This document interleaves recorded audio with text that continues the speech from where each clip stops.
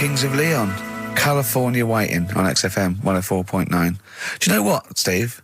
We get emails and, we got our posters up around this show and people enjoy it. But I don't think we get the credit we deserve for picking the music. It's true. Because we're totally unplaylisted, and I don't know if people know about this, that mine and Steve's sort of first passion before comedy is probably music. We're really, we love playing each other sort of records and that. And maybe when we come back, we should do a show where there is no pressure to, like Carl doesn't press the buttons for us, pre-record it, where we just swap each other's sort of ideas for music. It'd be like the Ricky Gervais compilation tape. Well, sort of like, we're not talking John Peel, where we're trying to find obscure Belgian jungle and do demos. It'd be everything from, Kings of Leon, Lou Reed, maybe a bit of 80s stuff that people have forgotten about. Beautiful songs. What do you think? I'd love to do that, Rick. I mean, genuinely, there's nothing more exciting to me than introducing to someone a song which they then go on and they love and they listen. Maybe they buy the album. But that's something to think about, maybe for later. Yeah. Well, it's like you say, the pressure to kind of come up with some, high caliber chat between each record. It takes a toll. But and that's it's a passion of ours, and we'd love to. But now it's Rockbusters. Bad Time from the Jayhawks on XFM 104.9. Steve Merchant, Ricky Gervais, Karl. We're having a good time. We are indeed. All right, yeah. Karl, what you got lined up for us now? Right, well, you got a choice. Nearly Dead. You can have a bit of educating. Yeah, let's have educating. Come on. Educating, Ricky. Can we just clarify what this is? I think a lot of new listeners perhaps aren't familiar with this. It's when Karl looks on the internet and finds a weird story about, the double knob fun, and tells me about it, and it's usually not true. Okay. If it is true, I know it already. Go on then, Karl. They're not really weird stuff, it's just stuff that's gone on. That's interested me, that's all it's about, and I educate about it. I should just confirm that we've had a number of emails that say the baby born without a knob and then having one transplanted from a baby that luckily enough had two knobs is apparently true. Right, listen. So, I don't question that you could be born with a deformity and get someone's, fingers, knobs, What I'm saying is, it didn't happen with the doctor goes, I'll leave with it. I don't believe it. That baby's got two knobs. Exactly. What a coincidence. I bet that little bit of information isn't in there, is it? Sure. That he went out the door, I'm going to get a coffee, came back, bloody hell, hold on, no, here's an extra knob, I found an extra knob. We can put that knob on there. Perfect.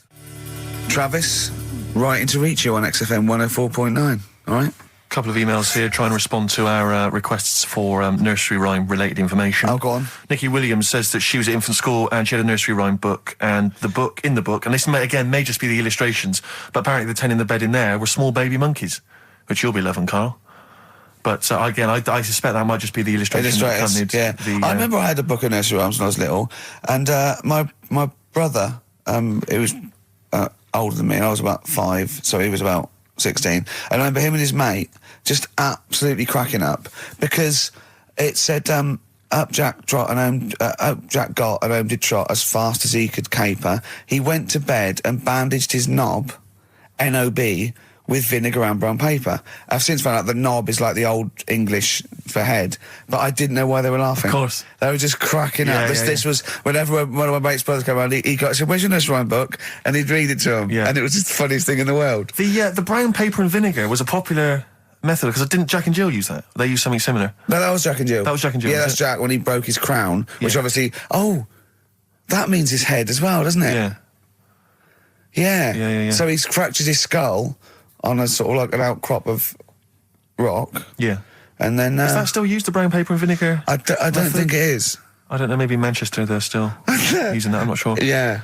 Tracy and John Burton say that they reckon a Humpty Dumpty was actually a cannon that used to sit on the walls of the castle in Colchester where they live. That makes sense. Yeah, that would make a lot more sense. Sat on a wall, had a great fall, the King's One couldn't put hands together again. So he had they broke the cannon, or it meant it exploded. Maybe the cannon fell apart.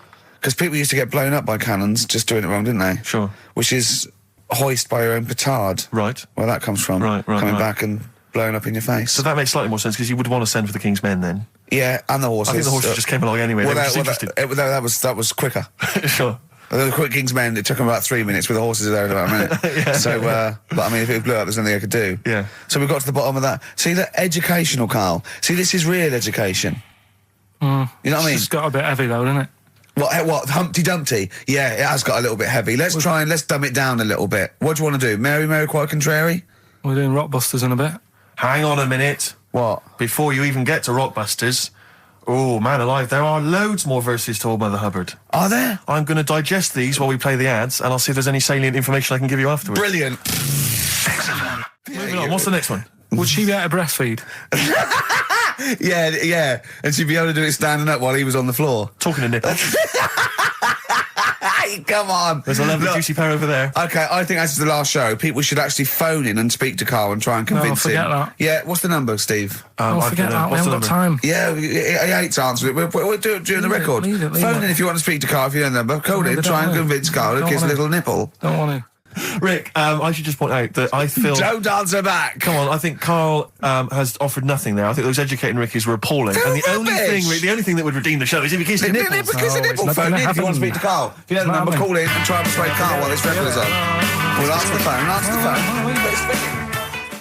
Phones are still going mad. Answer one. Just put with someone out. Kings of Leon, California waiting. He was rude. He's so rude to people. They phone up and they say, "Oh, kiss his nipple." And he goes, "Yeah, all right." And he hangs up on them. Answer the phone. To say to put them on air. Answer the phone and be nice to whoever it is. Be nice to them at least. Putting people on the air. Hello.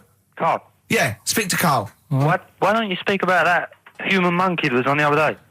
Old news, man. How long have you been listening? Listen, can we forget the monkeys? What do you think of his nipples?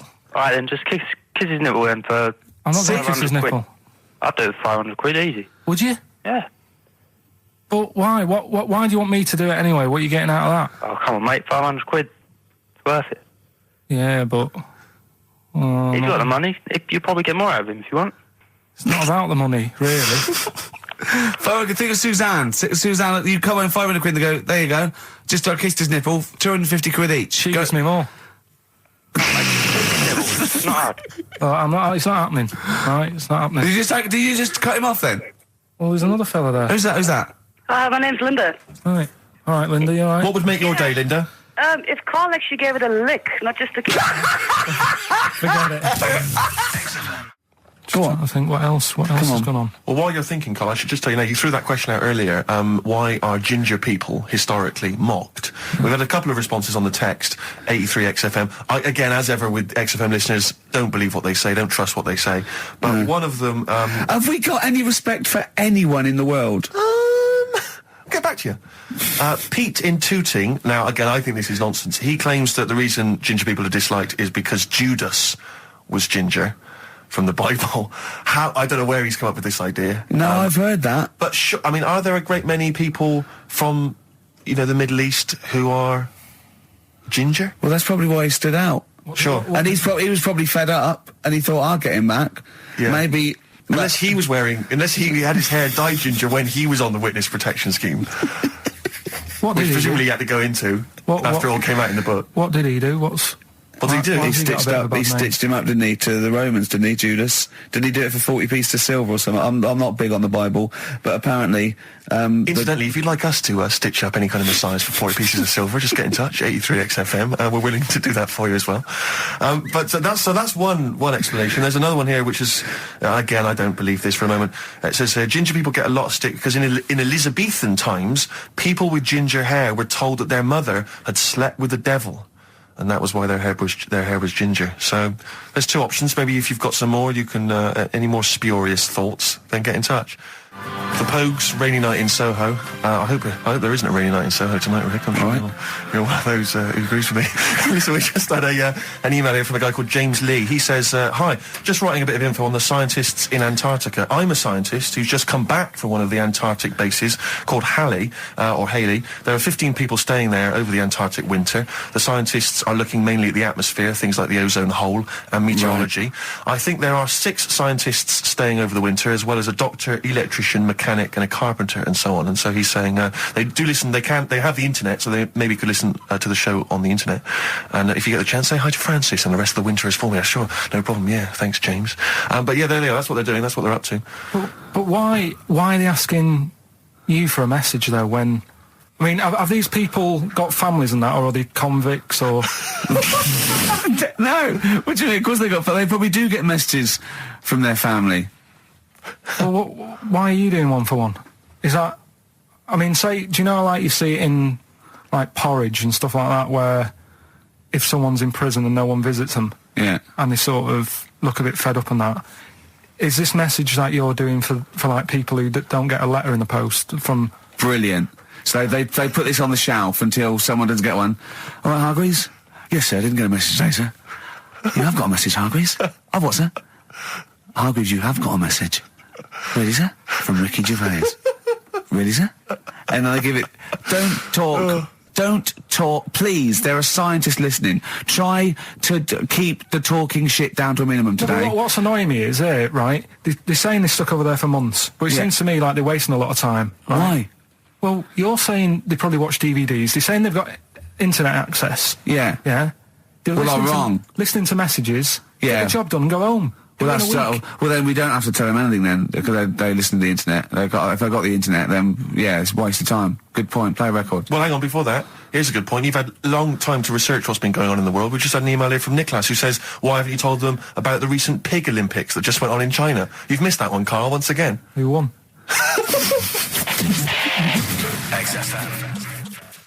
Anthony and the Johnsons. Isn't that beautiful? Interesting. Hope There's Someone on XFM 104.9. And Ricky Gervais with me, Steve Merchant, and Karl Pilkington. Well, Karl, more revelation. We were talking about it last week, but Karl brought it up again, just now. Didn't want to go to the doctors, didn't want to have a full sort of body checkup that may save his life, because he saw on the website they do a test where they have to insert a finger in his arse. Oh, don't tell me about it. Why? Don't put it on the website. Just we look at your heart. Yeah. Check your blood pressure out. Yeah. And then they could just do it quickly. Could just sort of say, right. How do they do it quickly? No, but what I'm saying is it's worse, isn't it? Going in there knowing that, I mean, they've got it on the website. So you're on the journey on the bus thinking, in about 20 minutes I'm going to have a finger up my arm. But they're doctors. Yeah, but just they're not doing it for a laugh. They're not filming it with a two-way screen. They're not putting on boxing gloves so it hurts more. They're up. Oh, his prostate's all right. Out again. Out again. I'm just saying, in the day, the sort of... Do you think they're in the pub going, here he comes? It's Pilkington. I had my finger up his arse today.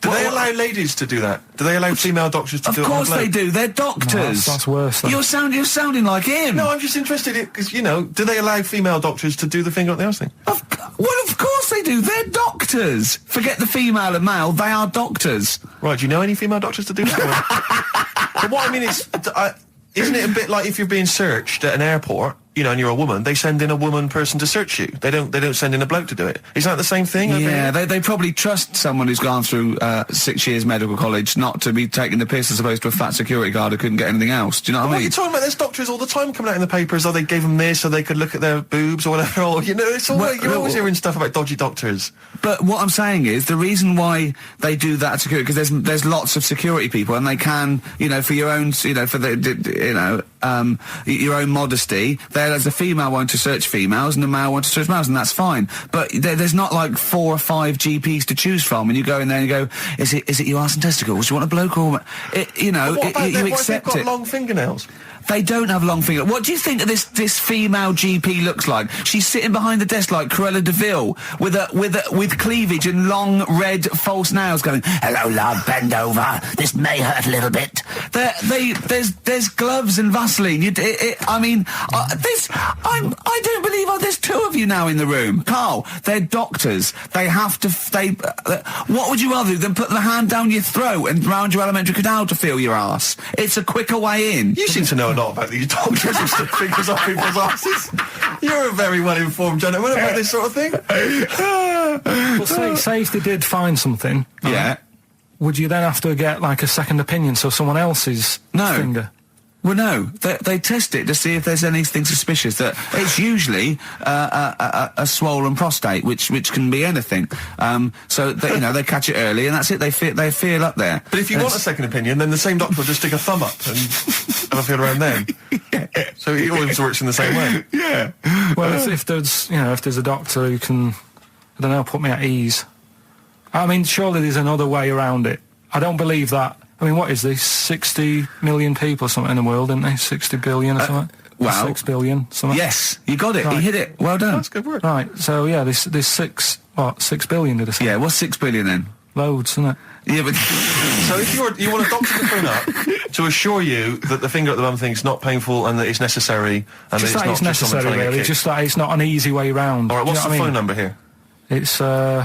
It's changed, haven't they? oh, You're the producer! Hang on, here it is. 0871 222 1049, and I think you select option 1.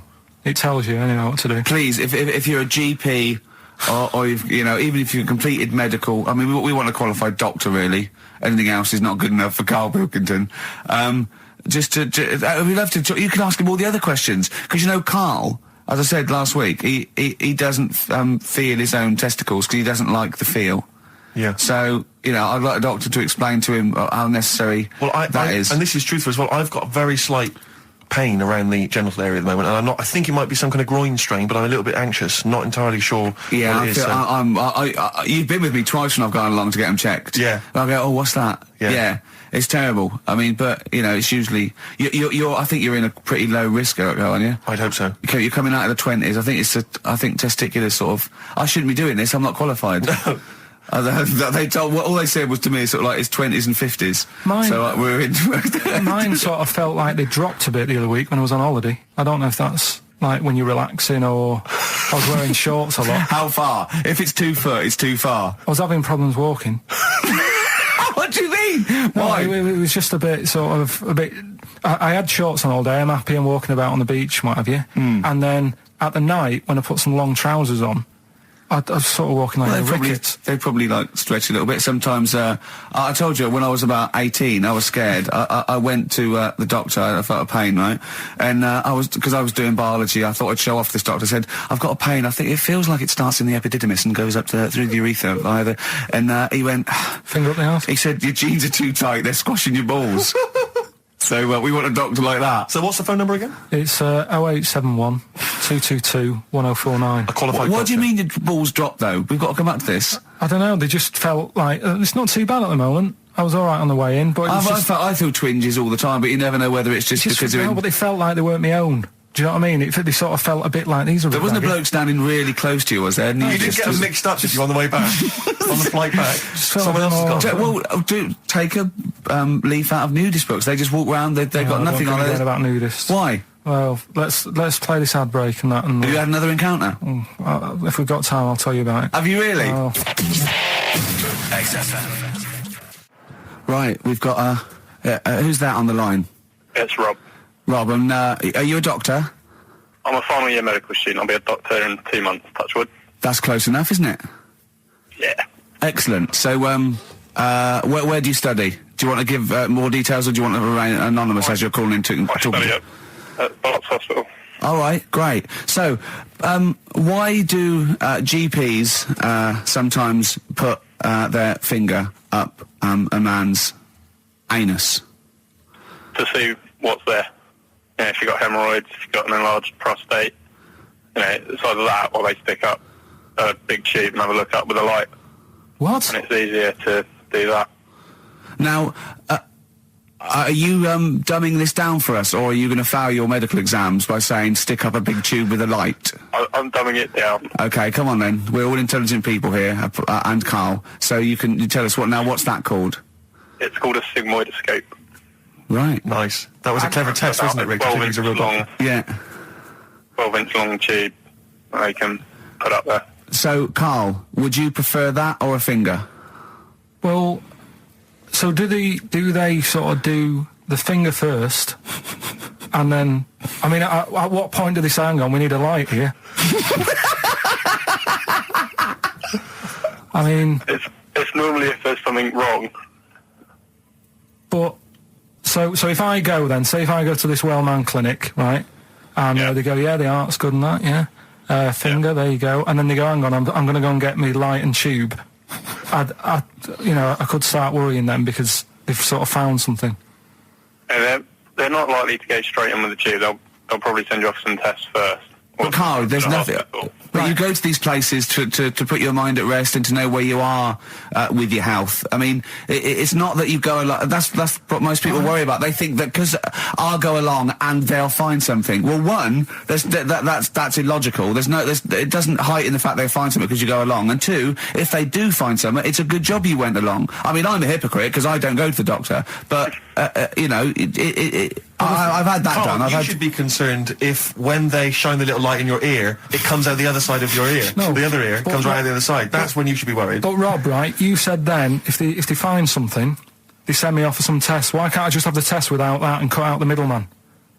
Do you know what I mean? Because you're wasting lots of money. There's hundreds of tests they could do, and they could do every test, and they could all come back with nothing, or they could do the finger up there and send you for the 3 tests you need to find out what's wrong with you. But in this day and age, with all the technology and that, and like brainy doctors and all that, the only way to find out is sticking a finger up there. What are you worried about, Carl? Is it fundamentally that this doctor who's has done 6 years medical training, is it embarrassing to have a man's finger up your ass? I just don't understand how you can get round to that without... But what don't you like? Is it fundamentally you don't like anything up your ass, or is it the fact that it's a man's finger up there? I don't like going to the doctors. It makes me nervous, because I think if anyone searches you long enough, they're going to find a fault with you, right? And especially if they're going that far into you. They're going to find something. And Probably not. well, you never... I just don't... I don't know how to get round to that sort of... that point where you get a... What do you talk to the doctor about? He's like, all right, nice day. Strap your trousers. He goes, I'm just gonna... He says, I'm gonna just... Most people just shut up and let you do it, and then breathe a sigh of relief when you say there's nothing there. Yeah. But is that at the end of the test, or is that the first thing he does? It's the last thing. So that trousers up out the door. Because he knows it ends conversation. He knows it's a bit of a faux pas. The doctor says, "Oh, I better not kick off with the finger up the arse." What I do is I'll start on with the the head, and then then I go, "Oh, one final thing, Mr. Pilkington."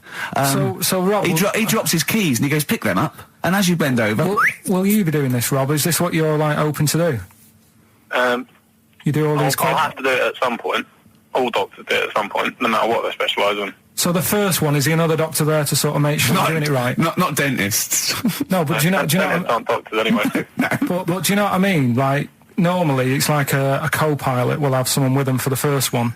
So when you put your first finger in, Yeah. will someone be there going, right? You just want to move to the left I've of it? already done it. Have you? Yeah. So that's the thing with a student. You're learning. So you get people teaching And you learn on... these things. Can I just point out, Rob, I think I'm right in assuming that you have a glove on, Yep. and there's lubrication, Yep. and it doesn't hurt. No.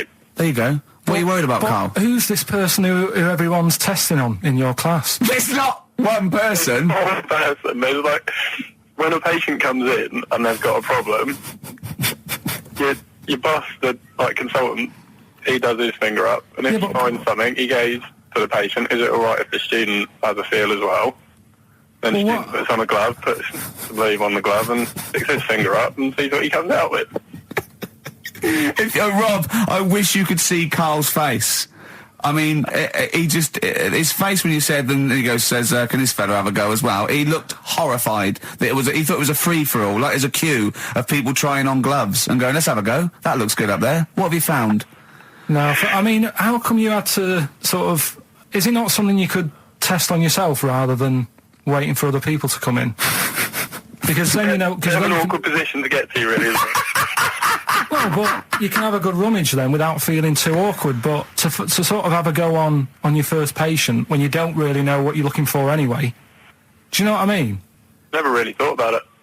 Because you don't... If you've never done it before... You pop your finger in there, and you've got to sort of look. You've got to have an expression on your face, like you know what you're finding. Well, they can't see what you look. They can't see your face. There. You got the big boss consultant man going, now move your finger there, and you'll probably feel this. Because he's just done it. He knows what's there. Well, what? Oh, so he's already had a go. He's had a feel, and he's going right. If you feel to the right, that's the conglomerate or whatever. The conglomerate, yeah. Its conglomerate is in perfect working order. Well, I'm still. Thank you, Rob. I'm sorry you had to go through this. Carl is probably the worst patient you'll ever encounter in your medical career. Good luck with your finals, and thanks very much. And do you know any female doctors who do this? Or? Thank you. XFM 104.9. Thank you. You too. City of Blinding Lights. I'm going to see them next week at Twickenham. Well, enjoy that. Looking forward to it. Yeah. Thanks Yeah. again for letting me know about your... Old Nobbo and Edge and all that.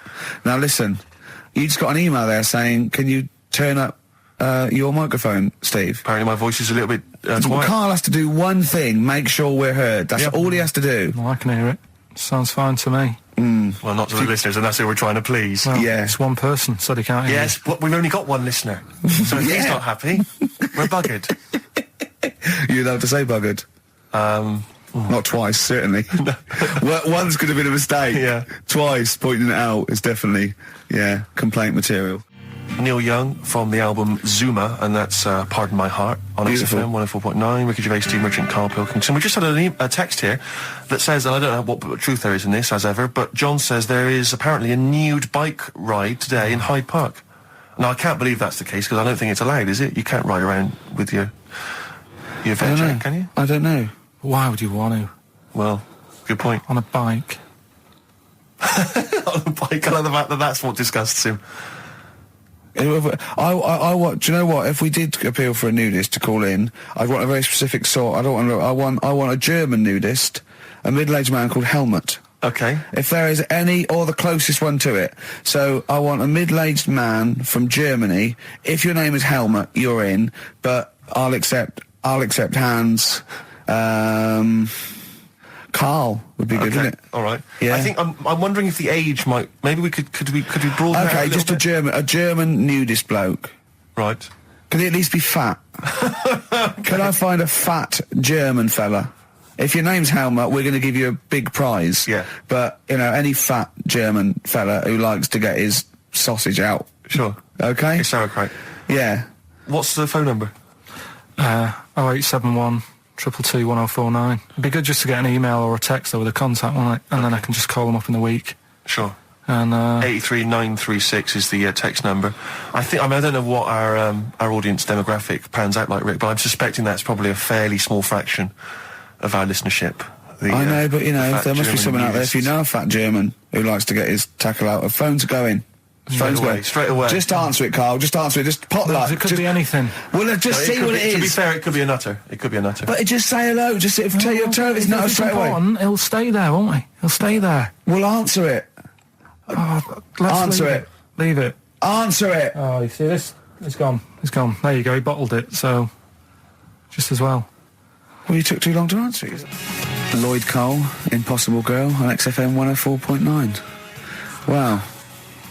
Rick, I'm just reading an email we've had, and it is indeed true. Scores of naked cyclists will be wheeling around London today in a mass protest against oil dependency. The World Naked Bike Ride will see the arresting sight of up to 200 daring riders bearing oil in their cycle past some of the capital's most famous landmarks. Have they got to wear an helmet? Are they against wearing a helmet? Well, I think they're trying to make a statement, I would imagine. I don't know. Well, they don't have to wear a helmet. It's not law to wear a helmet on a bike, is it? Oh, It's for your own safety. It's sensible. You're right, yeah. Well, it's also sensible to just pop some pants on. Just pop some pants on. Are you Not a going problem. to be popping down there and cheering them on? I'm not going anywhere near it. What are they going against? What's the problem that's going on? Oil dependency. I think, generally we're consuming too much oil, aren't we, in the world, and it's going to run out one day, and we've not got any alternatives. Talking of campaigns and things and that, did you see Sir Bob on Jonathan Ross last night? Sir Bob Geldof. Sir Bob Geldof. Yep. You going to walk to Edinburgh or sail to France, Carl? What do you think of all this? The G8? I think it's good that, he's doing some stuff for the world and what have you, but probably won't bother No? having a walk. What do you make of all this campaigning? He's dedicated his life to this now, hasn't he? Yeah. I mean, it's interesting. I was watching him last night, and I respect the man. I mean, he used to work here, didn't he? Did some shows and that. Mm-hmm. It's good. It's all right that he can do it, but I assume that's not why you respect him. I assume you respect him because he's trying to save a nation, as opposed to used to work in XFM for a while.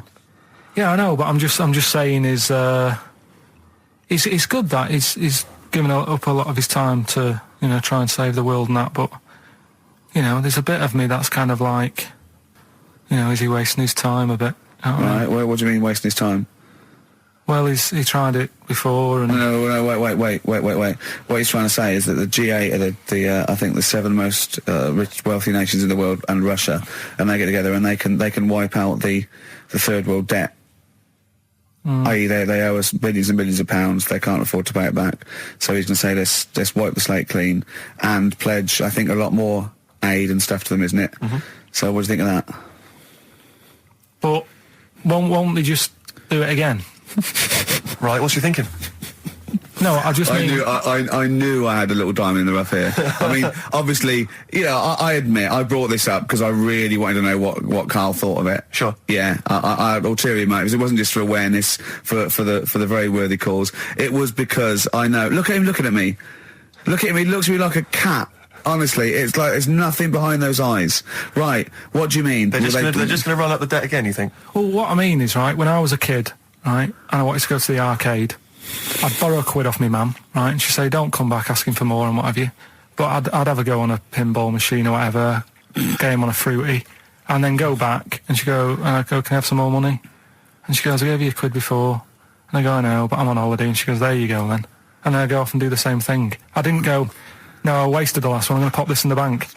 Right. So you think that's what's going to happen with... That's a nice metaphor. So what do you think happening there? Is the Africans are blowing it down the arcade? Instead of putting it towards a fishing rod, they're blowing it down the arcade. I'm trying to win a watch. Look, I've got 100 goals. I think this thing is dodgy. Yeah. I'm trying to win a fluffy toy. Bob's saying you're never going to get the Snoopy. You're never going to get the Snoopy. It's always going to fall out of the little claw it's before it rigged. gets to the claw top. is not strong enough. Yeah. Do not waste it. No, Midge. Midge, we have to write a song. Write another song, mate. They've blown it down the arcade. Brilliant. So that's your genuine logic, is it? Well, I just don't know...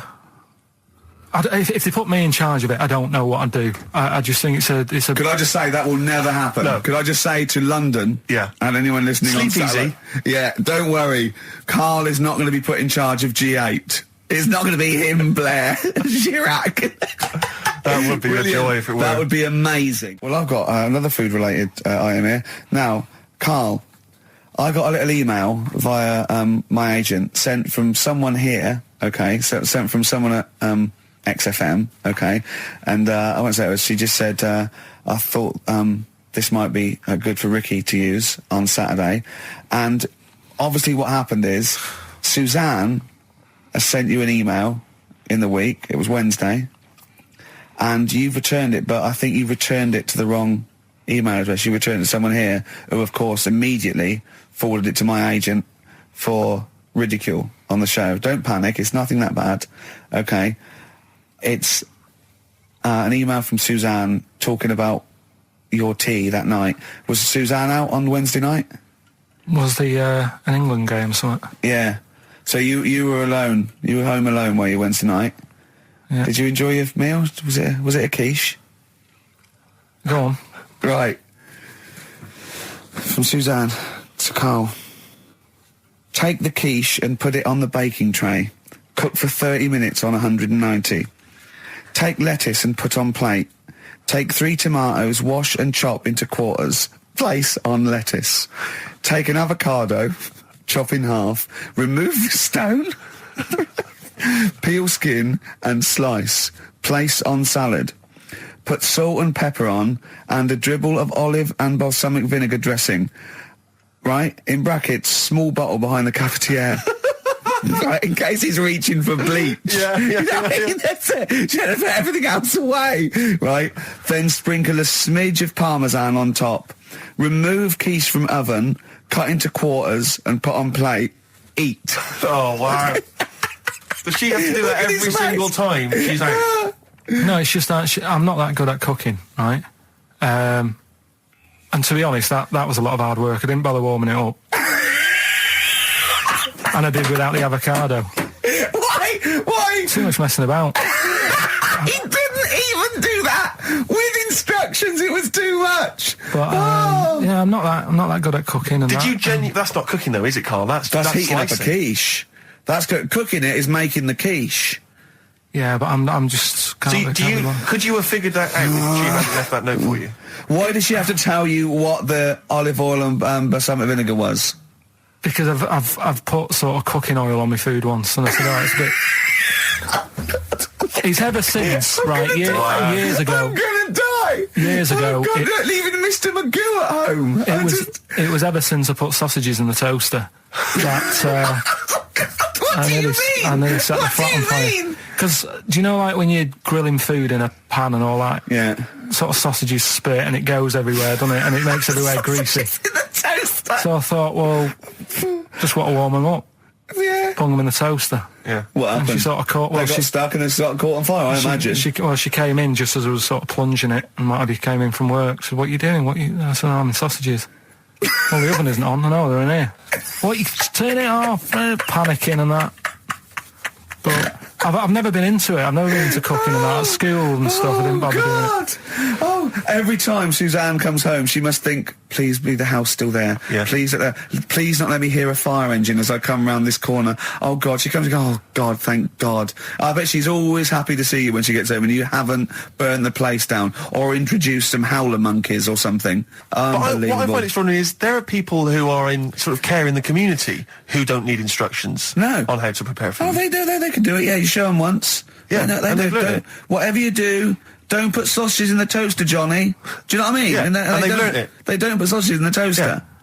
What did they put their fingers in? But, yeah.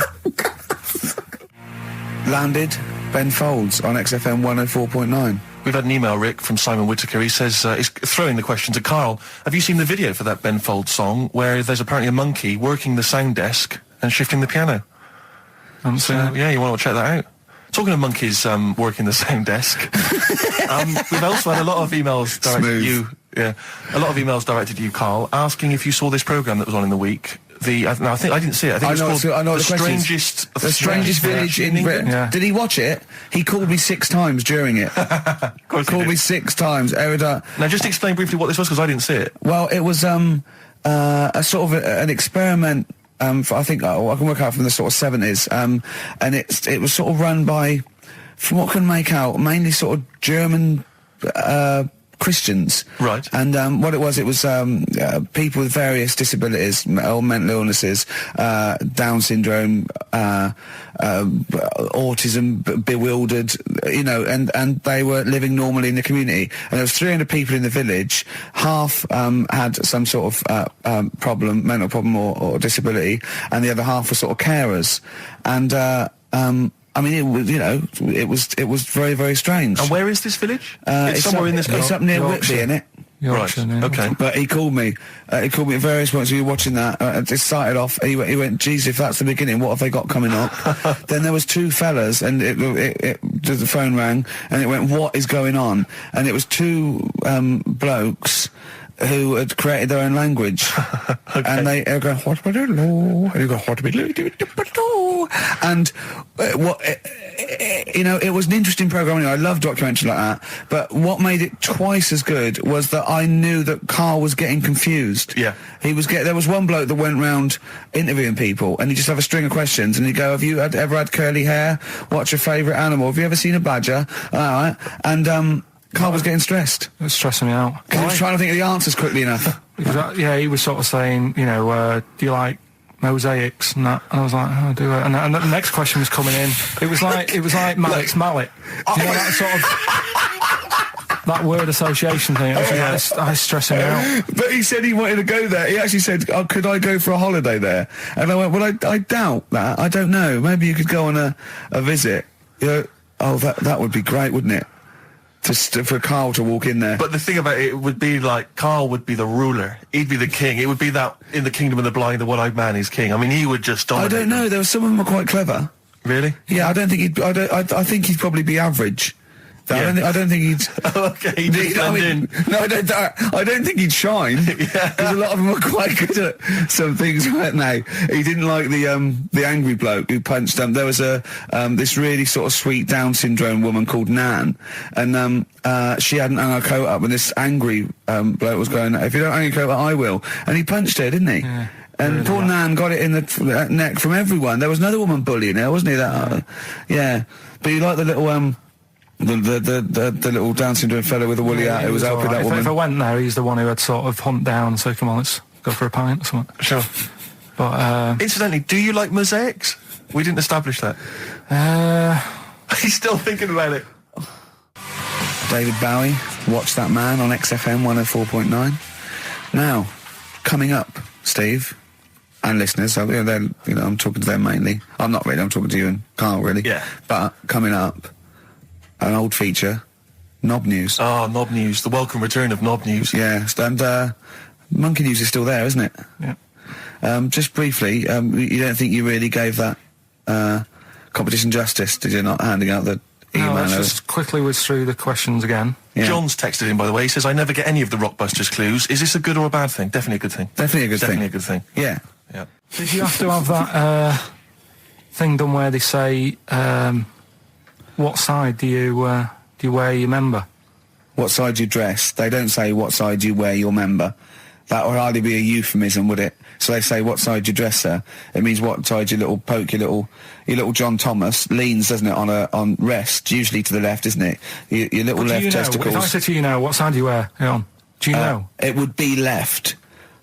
It would be the left. That's what I mean. If standing there, right, with nothing restricting it or holding it in or holding it up, right, it sort of leans. Your one ball is sort of like slightly back and lower, isn't it? And your little John Thomas rests there, so it's left. And the reason they ask it is so they don't put the tape measure up on the left and squash your willy or touch your willy. So it's nothing to do with like, well, you'll need a bit more room of sort of more material on that side, or. Well, no, I don't think they compensate. It's just when they put when they stick that up into your groin, they don't want to come in contact with your little. The thing is, I Mercy. don't know what side I wear stuff on. I just sort of pull my pants up and wherever it wants to go that day. But maybe it's not big enough to sort of make any, real decision. But, like now, I'm sat here, right, with my jeans on. I don't know where I am. Well, that's clear from hearing you talk. No, but what I mean is, if a fella said to me, what side are you, what side's your member on? I'd go- Member. What is this the use of the word member suddenly? I'd go... Well, it's usually not appropriate. And also, I imagine in the old days, they had big baggy pants that used to sort of like hang down. And now, like with those stretchy boxers and briefs, it's sort of held up in a nice little, neat little parcel, isn't it? So it's probably not appropriate. It doesn't come in contact with your little snake. So, did you ever, have you ever heard that? Are you telling me a tailor has asked you that and you went, what do you mean, mate? No, I've never, I've not really had one made to measure. I had one made when I was a kid, but since then I've sort of bought a suit off the hook. But when you were saying about buying a suit, I know that question sort of crops up and I don't know what the answer is. It just annoys me the way I don't know, there's no surprises anymore. Do you know what I mean? People know. What do you mean? He's going to go, right, I'm going to measure you now. Which side shall I measure? Go, well, pot luck, go on, have a look. Right, there you go. Oh, you got it. You touched me now. What do you mean there's no surprises anymore? What are you talking about? Everything you say is a surprise. Everything you say. Every opinion you have is a surprise to me. What I mean is, why aren't people just happy just to go, well, depends, doesn't it? I'll just pull the pants up wherever it wants to go. I'm happy. What do you mean? Why is this such a big issue? But Carl, when they ask you this question, they're not making a note of it somewhere. It's not statistical research to find out what the kind of common leaning is. It's a question so he doesn't touch it when he's using his tape measure. Just be careful. But he is being careful by asking the question. But what's wrong with him touching it anyway? If it's only like a slight... Fair enough. But if he just sort of, knocks it a little bit, you can just go... Do that again? To me, it's the same as the prostate thing. It's just happening all over again. But the doctor doesn't go, oh, what side's your arse on, sir? Trying to avoid the arse. He wants to go, he knows where your arse is and he's aiming for it and he wants to get it up there. He's aiming for it for a good cause. This little fella's going, well, I've got to measure his leg. I don't want to touch the knob. I'll just ask him, sir, do you mind telling me where your cock is so I can avoid it? It's a big difference. But like I'm saying to you, I'd have to have a look first to let him know. I don't know where it is now. I don't know. It could be the left, could be the right. Are you telling me you don't know where your knob is without now? looking? Well, what do you mean without looking? How could... Well, you're saying it as if like... Should we have a guess? Well, have a look and tell us where it is. What are you wearing? What sort of pants are you wearing? I've got my jeans on. But you got pants on underneath them? Yeah. What are they, briefs or box shorts? Boxer shorts. Boxer shorts, where it's probably free, but the jeans are probably restricting it. I think it's probably either in the middle, dressed in, or just slightly to the left. Have a look. We'll tell the listeners after the break where's Karl's knob. It's a good competition. Oh, brilliant! We've got to send this to the Sony Awards people. XFM. Run, Snow Patrol on XFM. Well, big question. Where was Karl's knob? That's what people have been hanging on for. Yeah. Where was it? Well, I can't believe people have been texting in. Hey, what, guessing where it is? People saying, is it in the middle? Is it in the left? It cost them 10p. It cost them 10p to find out. Just wait, I'm going to get out the answer. You don't win anything, right? Like, strike it lucky. Right? Bottom or middle? Right. It was to the left. Oh! Yeah. I went with the right. That's annoying. See, I thought it would be to the left. If not, maybe if it was all scrunched up, sitting on your lap right, it might just pop up to the middle. Just pop out, like, you know. Well, next week we'll be finding out where yours is. Where's Ricky's bollocks? Landed, Mr. Ben Folds. We've landed on XFM 104.9. Ricky Gervais, Steve Merchant, and little Karl Pilkington, and his magical little manky, round, baldy head. He was described as a wacky mank in one of the papers this week. Really? Brilliant. Well, remember we were talking about it last week, about he came round to my house, and I popped out my Mr. Johnson, Sure. to take a little look at. And his two That made daughters. the papers.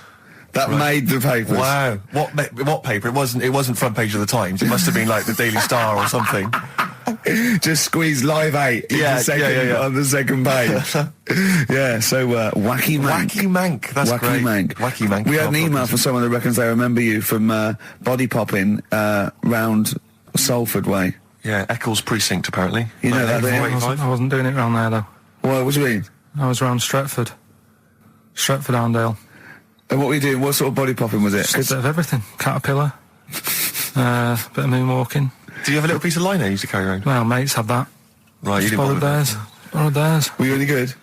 But you weren't breakdancing, well, you weren't spinning on your head and stuff, you were more body popping. Well, I hope he wasn't being on his head, because you know that can sort of give you little brain damage and things. It can give you brain damage. Also, it can wear your head down, and also makes your head perfectly round. Yeah. Because the gravity is pulling on. But all if you keep on doing it, obviously it's going to wear your hair out, yeah. So you become sort of like a stupid, bald, and roundy-headed. Yeah, yeah. So You've got to be very I very careful. much doubt that you did do any of that. Did you, Karl? Didn't do any of that. Embrace and Gravity on XFM 104.9. We've had a couple of texts. People obviously can text in 83XFM. That's the text number for the big quiz that's coming up shortly. Rockbusters, still your opportunity to win some of those cracking prizes. Enter your name in the draw if you can unravel the, I don't know what you call them, conundrums that Karl set. Sort of. We've had a couple of texts. Obviously, we're leaving early today. This is a shortened show and our last show of this run. But we've got to leave early. We've got to go down and try and make poverty history. But Rob's texted and he says, only an hour and a half today. Well, poverty does have some benefits then. He's a fan. He understands the show. Who was that little fella that used to write in who hated the show? Oh, I forget his name. I haven't heard from him for a while, actually. I don't know what happened. No. Maybe he realised that if he hated the show so much, the obvious thing to do was to switch off. Maybe that finally dawned That's on him. annoying. What's his name? Someone will remind us of his I name. like people who hate us to carry on listening. Yeah. It just gives it an edge, doesn't it? Yeah. It's the fact that, that you're annoying someone. I mean, I love annoying people. I know you do. I know. So You're like a kind of walking Chinese water torch. Yeah, exactly. Yeah. Well, how's it going with Rockbusters? Anyone got the answers? Actually, one guy has texted in, James in Deptford, he's offered some answers, and he says here, the guy that hated us, famously, of course, we should have remembered, Dickie Anderson. Dickie Anderson? Richard Anderson, of course. Oh. I don't know if Dickie's still listening. If he is, obviously email in ricky.gervais@xfm.co.uk and tell us what you've been doing, how you've been keeping busy and stuff. Yeah. Nice to hear from him. Chris Campling hasn't called, has he, either? Yeah, The one that thinks that not only is this whole show scripted, imagine that, right, but that Karl is a character created by us. Yeah. He's actually an actor. Oh, if only we Look could at take credit that, for a that. shaved monkey we got. Put the message in the box, put the message in the car, drive the car around the world, and I'm imagining Rick, that message is make poverty history. That's World Party, put the message in the box. Yeah. Can I just say quickly while I think of it, we get a lot of emails from people, a lot of texts saying, can you send a big shout out, stuff like that. I've just looked at one now, Scott and Julie in Australia listening, they want a big shout out, big shout to them. But there's so many people that do it, and I'm obviously just want to say, sorry we never get to your emails. We're very, very lazy. We never really get to look through them. But we obviously do appreciate you emailing in, texting in, stuff like that. And also, can I send a big shout out to my grandparents, who I believe might be listening on their new digital radio? They're pretty high tech. Very West Country. Yeah. Are they the merchants of Bristol? Merchants, yeah. Props to them. Props to them, yeah. Right. If you don't like well, okay, let's play Educating Ricky. Right. Brilliant. Go. Right. So- Ding-a-ling-a-ling-a-ling-a-ling. Educating Ricky. Right, what are we going for then? Hanging the bacon, airy Chinese kid, alien gives man a beard. I think Alien gives man a beard. I'd like all to the do time. that. Right, there's this fella, I think it happened in America, and he saw a bright light in the sky.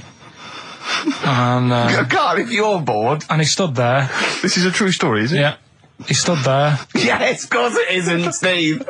and he saw this bright light, and it came closer and closer, and it was a UFO, right? Yep. And he looked at it, and it disappeared, right? And he gets back in his car, He looks in the mirror. and he looks in the mirror. Yep. He's only got a beard. He has. You sure it wasn't someone else who got in the car and he was still standing out there? No, right? What? And it turned out, Yeah. he got home and said to his wife or his girlfriend, it's a bit weird. So I just got out of the car to look at a bright light, and I got back in the car, I grew a beard, and she said, never mind your beard, where have you been for 3 days? And what had happened is... He passed out because he was pissed. No. The UFO had taken him for 3 days. Yeah. But he'd only thought that he'd only looked at it and it went away. Yeah. But what had happened is, he took him and he grew a beard because he hasn't had a shave. Right, okay.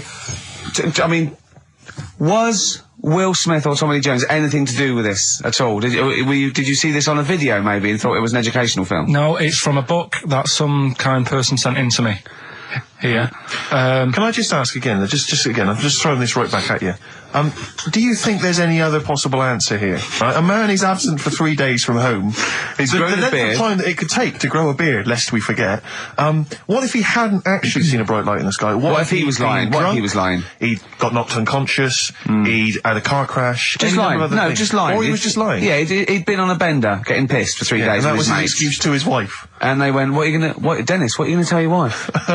Well, wait a minute. Wait a minute. He's not going to believe I was out with you, lads. Just say you're only away for a minute. No, she didn't know I wasn't away from it because of the beard. Oh yeah, look, it looks like you've been out for 3 days. Well, we have. That's Exactly. right. Okay, we've got to cover that then. Alien abduction. Great one. Okay, let's try that. Do you see? That's a little scenario there that could have been played out. So when you say educating Ricky, what have I learnt from this? Never listen to you again. That's all I've learnt so far. Never listen to you. Yeah, we'll add a little bit more in here, right? To Well, spice this no. up. What do you mean? Add a little bit more. We'll add a bit more to this what I'm educating you about. Go on. Right? There's only a law in America that says if you touch a UFO, you're going to get done. Now, why would they make a rule? I don't know that. Do you know, like all their rules have a code? Carl, I genuinely do not know what you're talking about. Right? Do you know, like how here? They might have, Do you know I what? have no idea. right, okay. Do you know, like over here? I'm listening to Capital and these headphones. I got Foxy on from yesterday. Right, let's bin that. No, wait, it's great. No, I want to hear about Airy Chinese Kid. let's play a tune. And Okay, then come play a back with tune and come back with Chinese Wait a Kid, minute, definitely. some doors. Yeah, I Yeah. just thought I'd go back, Oh. take it back to the 60s. This is a tune that a friend of mine sent If me. you touch a UFO, you get done. Soul Kitchen from the Doors. Shambles today. This. David Bowie, Slow Burn. Yeah, quite a Eno trilogy Yeah, feel not bad about at it. all, yeah. Lodger Is it and a sort new of tune? low type. Yeah, but yeah. Enjoyable. Now, okay. That's stressful, isn't it? I think we've got things working now. We've had people coming in and out, just shaking their head going, shouldn't have bought that desk. But it's all sorted now, I think. And, You notice how it took about What? 25 minutes for them to come down as well, though? Do you feel like we're maybe quite low in the pecking order in the building? Definitely. You know, it's like Capital First, Capital Gold. They can shoot off to other sort of pirate stations. People's car radios, then they come back here. Oh dear. Oh, I had a job at Richard Sounds. Light fitting was buzzing. Now, but we've got. Thanks for staying, listening. Right, okay. Educating Ricky. What have we got? Airy Chinese Kid. Go on. Right, yeah. This is the. I didn't want to do this, What do you want to do it? Well, I wanted to give you 3, and I gave you one. It was like the alien man gets a beard or whatever. Yeah, And which was total rubbish, so this one should be better, maybe. Hairy Chinese kid. Right, well, we've talked about hairy people in the past. True enough. Haven't we? Yeah. You know, the little kids who grew up in woods and hung around with wolves and that. Yeah, again, you're confusing it. Yeah, they're not, there were some people that were born very hirsute. They were not the people who were brought up with wolves. You just put that together in your Homer Simpson type mind. Right, well, this is like a sort of close to that sort of story. Yeah. But the weird thing is, right, Chinese people aren't that hairy as a nation. No, seriously, that's a well-known fact. They don't have that much body hair and stuff. Okay. So this little kid who was born over there, he was like covered in stuff. Was he? And it was only his nose that wasn't hairy. The rest of his body was caked in hair, right? And his hair sort of What grew. sort of hair was it? Was Thick hair. No, what I mean is, was it sort of like a pony's mane, so he just looked like an Ewok? You know what I mean? Just like hanging down sort of straight, dark hair. In the picture, it looked like it grows from his eyebrow. It grows from his eyebrows quite thick, and then it just goes all the way over his head. You don't think it was just really long eyebrows that he'd done a comb over? No, it was all over his body. It had a picture of like his back and that. Yeah. And Had he styled it? Had he styled it at all? Did he have it a quiff or? no, it was just hanging everywhere. all over him. Yeah. And they were like, you know, this is a bit weird happening in China, where we're not normally that hairy. That was the scientist speaking there. Yeah. And the local press and that were getting him down, calling him monkey boy and all this. Oh, And thinking Chinese press. but the doctor, Yeah. Oh. They're cruel, aren't they? It's like those game shows. That's Japanese, isn't it? Yeah. That's what. Yeah. and the doctor said, So was Carl talking through all that time while we were just like talking to each other then? Because I turned round and I still saw he was talking. Go on. So anyway, the local press came in to see the hairy boy, the monkey yeah, boy. and they were like being tight, taking the mickey out of him, and the doctor said, Throwing him nuts. he's only hairy. Said he's a healthy young kid. The only faults he's got is he's got a little bit of eczema and a boil. And he said everybody should just treat him the same, and I think he grew up a healthy kid. Yeah, so that's the That's the end of the story. That's not a story. why. But I've got nothing. I don't know what to say to that. So someone in China was born slightly hairier than the rest, and he was normal apart from eczema and a boil. That to me isn't a story. But if it is, I've got a million. I mean, it's sort of like bloke from Manchester went a bit bolder than the rest, got a job on radio. He was normal. I mean, that's not a story, is it? Do you know what I mean? Dandy Warhols and Bohemian Like You on XFM 104.9. I'm Ricky Gervais, with me Steve Merchant and Karl Pilkington. Karl, what's the story then? Right, so what did you say you're going for? You've got your 3 titles, your 3 teasers. Well, I think I'm going to go for Don't Do That to It. You know it can't live without an edge. I'm looking forward to this. Right. So this is educating Ricky, for those that have just tuned in. Now, something that Ricky told me about when he was educating me was that a cockroach, if you cut its head off, it lives for a week. Yeah. Right? And the only reason it dies is because it can't take on water. Sure. It doesn't have a great time in that week, though, does it? No. I mean, it doesn't get much done, I don't imagine. It just needs water, and because it can't find any, like its eyes, it eventually dies. Yeah. Right? No. So what? No, it's not. That's not. It's Anyway. it can't drink. Anyway. So have you heard that one about worms? Okay. I have. Go on. If you cut a worm in half, Yeah. a lot of people have said in the past that it'll turn into 2 worms. Right. But that isn't actually true. Okay. Who said that? No, it used to be like, you know, Kids at school said it on, kids at school and stuff. Yeah. So that, you know, a lot of people think that. Don't pick him up on stuff, Steve. It's bad enough. Sure. So, but what they can do, if you get a worm, right, and you find out which end its head's at. Right. If you you've got its head there at the left-hand side, right, and if you sort of cut it in half, Right. but not in half, so there's more of its neck than the tail, if you know what I mean. Yeah. Yeah. The bit that you've cut off will sort of die, and the rest of the worm will get better. So in a way, you can cut it in half and it'll survive, but only one half will survive. Okay. Yeah? What have you learned there? I wish you hadn't chosen that one. I know, because it's not. There's nothing, is it? Yeah, You know that joke, how do you tell a worm's head from its eye? You put it in a bowl of flour and wait till it farts. Yes. Right? I told my mate that, right? And he went, what if it coughs? Yeah? Yeah? Yeah. So, there is a bit of truth in that myth of cutting one in half. Where did you get this information? I don't understand where you get this information That was from the Fortean Times. It was like the myth about worms. Yeah. That was the big article that week. Did it take you as long to read that article as it took you to tell us just then? I like the fact that it starts off debunking a myth that we hadn't heard of anyway. Exactly. You know the big thing about cutting a worm in half and making two worms? No. Yeah. What's the other one? It's not the thing to do either, by the way. Don't go doing it. No. It's not very nice. But, it's cruel. But it can get by and if it's you pointless. do. Yeah. There's no scientific worth in that. Well, there you go. Okay then. So the others now, you see what I do. No, I'll tell you the other titles. You're not having them yet. That's the whole idea of this. People will be driving or about to go out doing the shopping. They'll think about that now. What was the other two? Well, the other two. They won't think about that. They've forgotten that. No, they will. No, they've forgotten that already. If only it was raining. And what's tomato with you? Right, I'm looking forward to that one. No, you've got to tell them tomato with you. Look what's happening. You see, you already want more education. And this is what listeners will be doing. I tell you, I wish you were a teacher. I so wish you were a teacher. Do you know what I mean? Kids would be saying, I know it's 3:30, but I don't want to go home, I want more. Yeah. And that's what I'm doing with you. I'm teaching you. Why are you teaching me things about not to cut worms in half and what's tomato with you? Please tell me what's tomato with you, Carl. In a bit. In a bit. Okay, educating Ricky, we got two left, don't we? I'm looking forward to these. We've still got two more. We've still got, if only it was raining.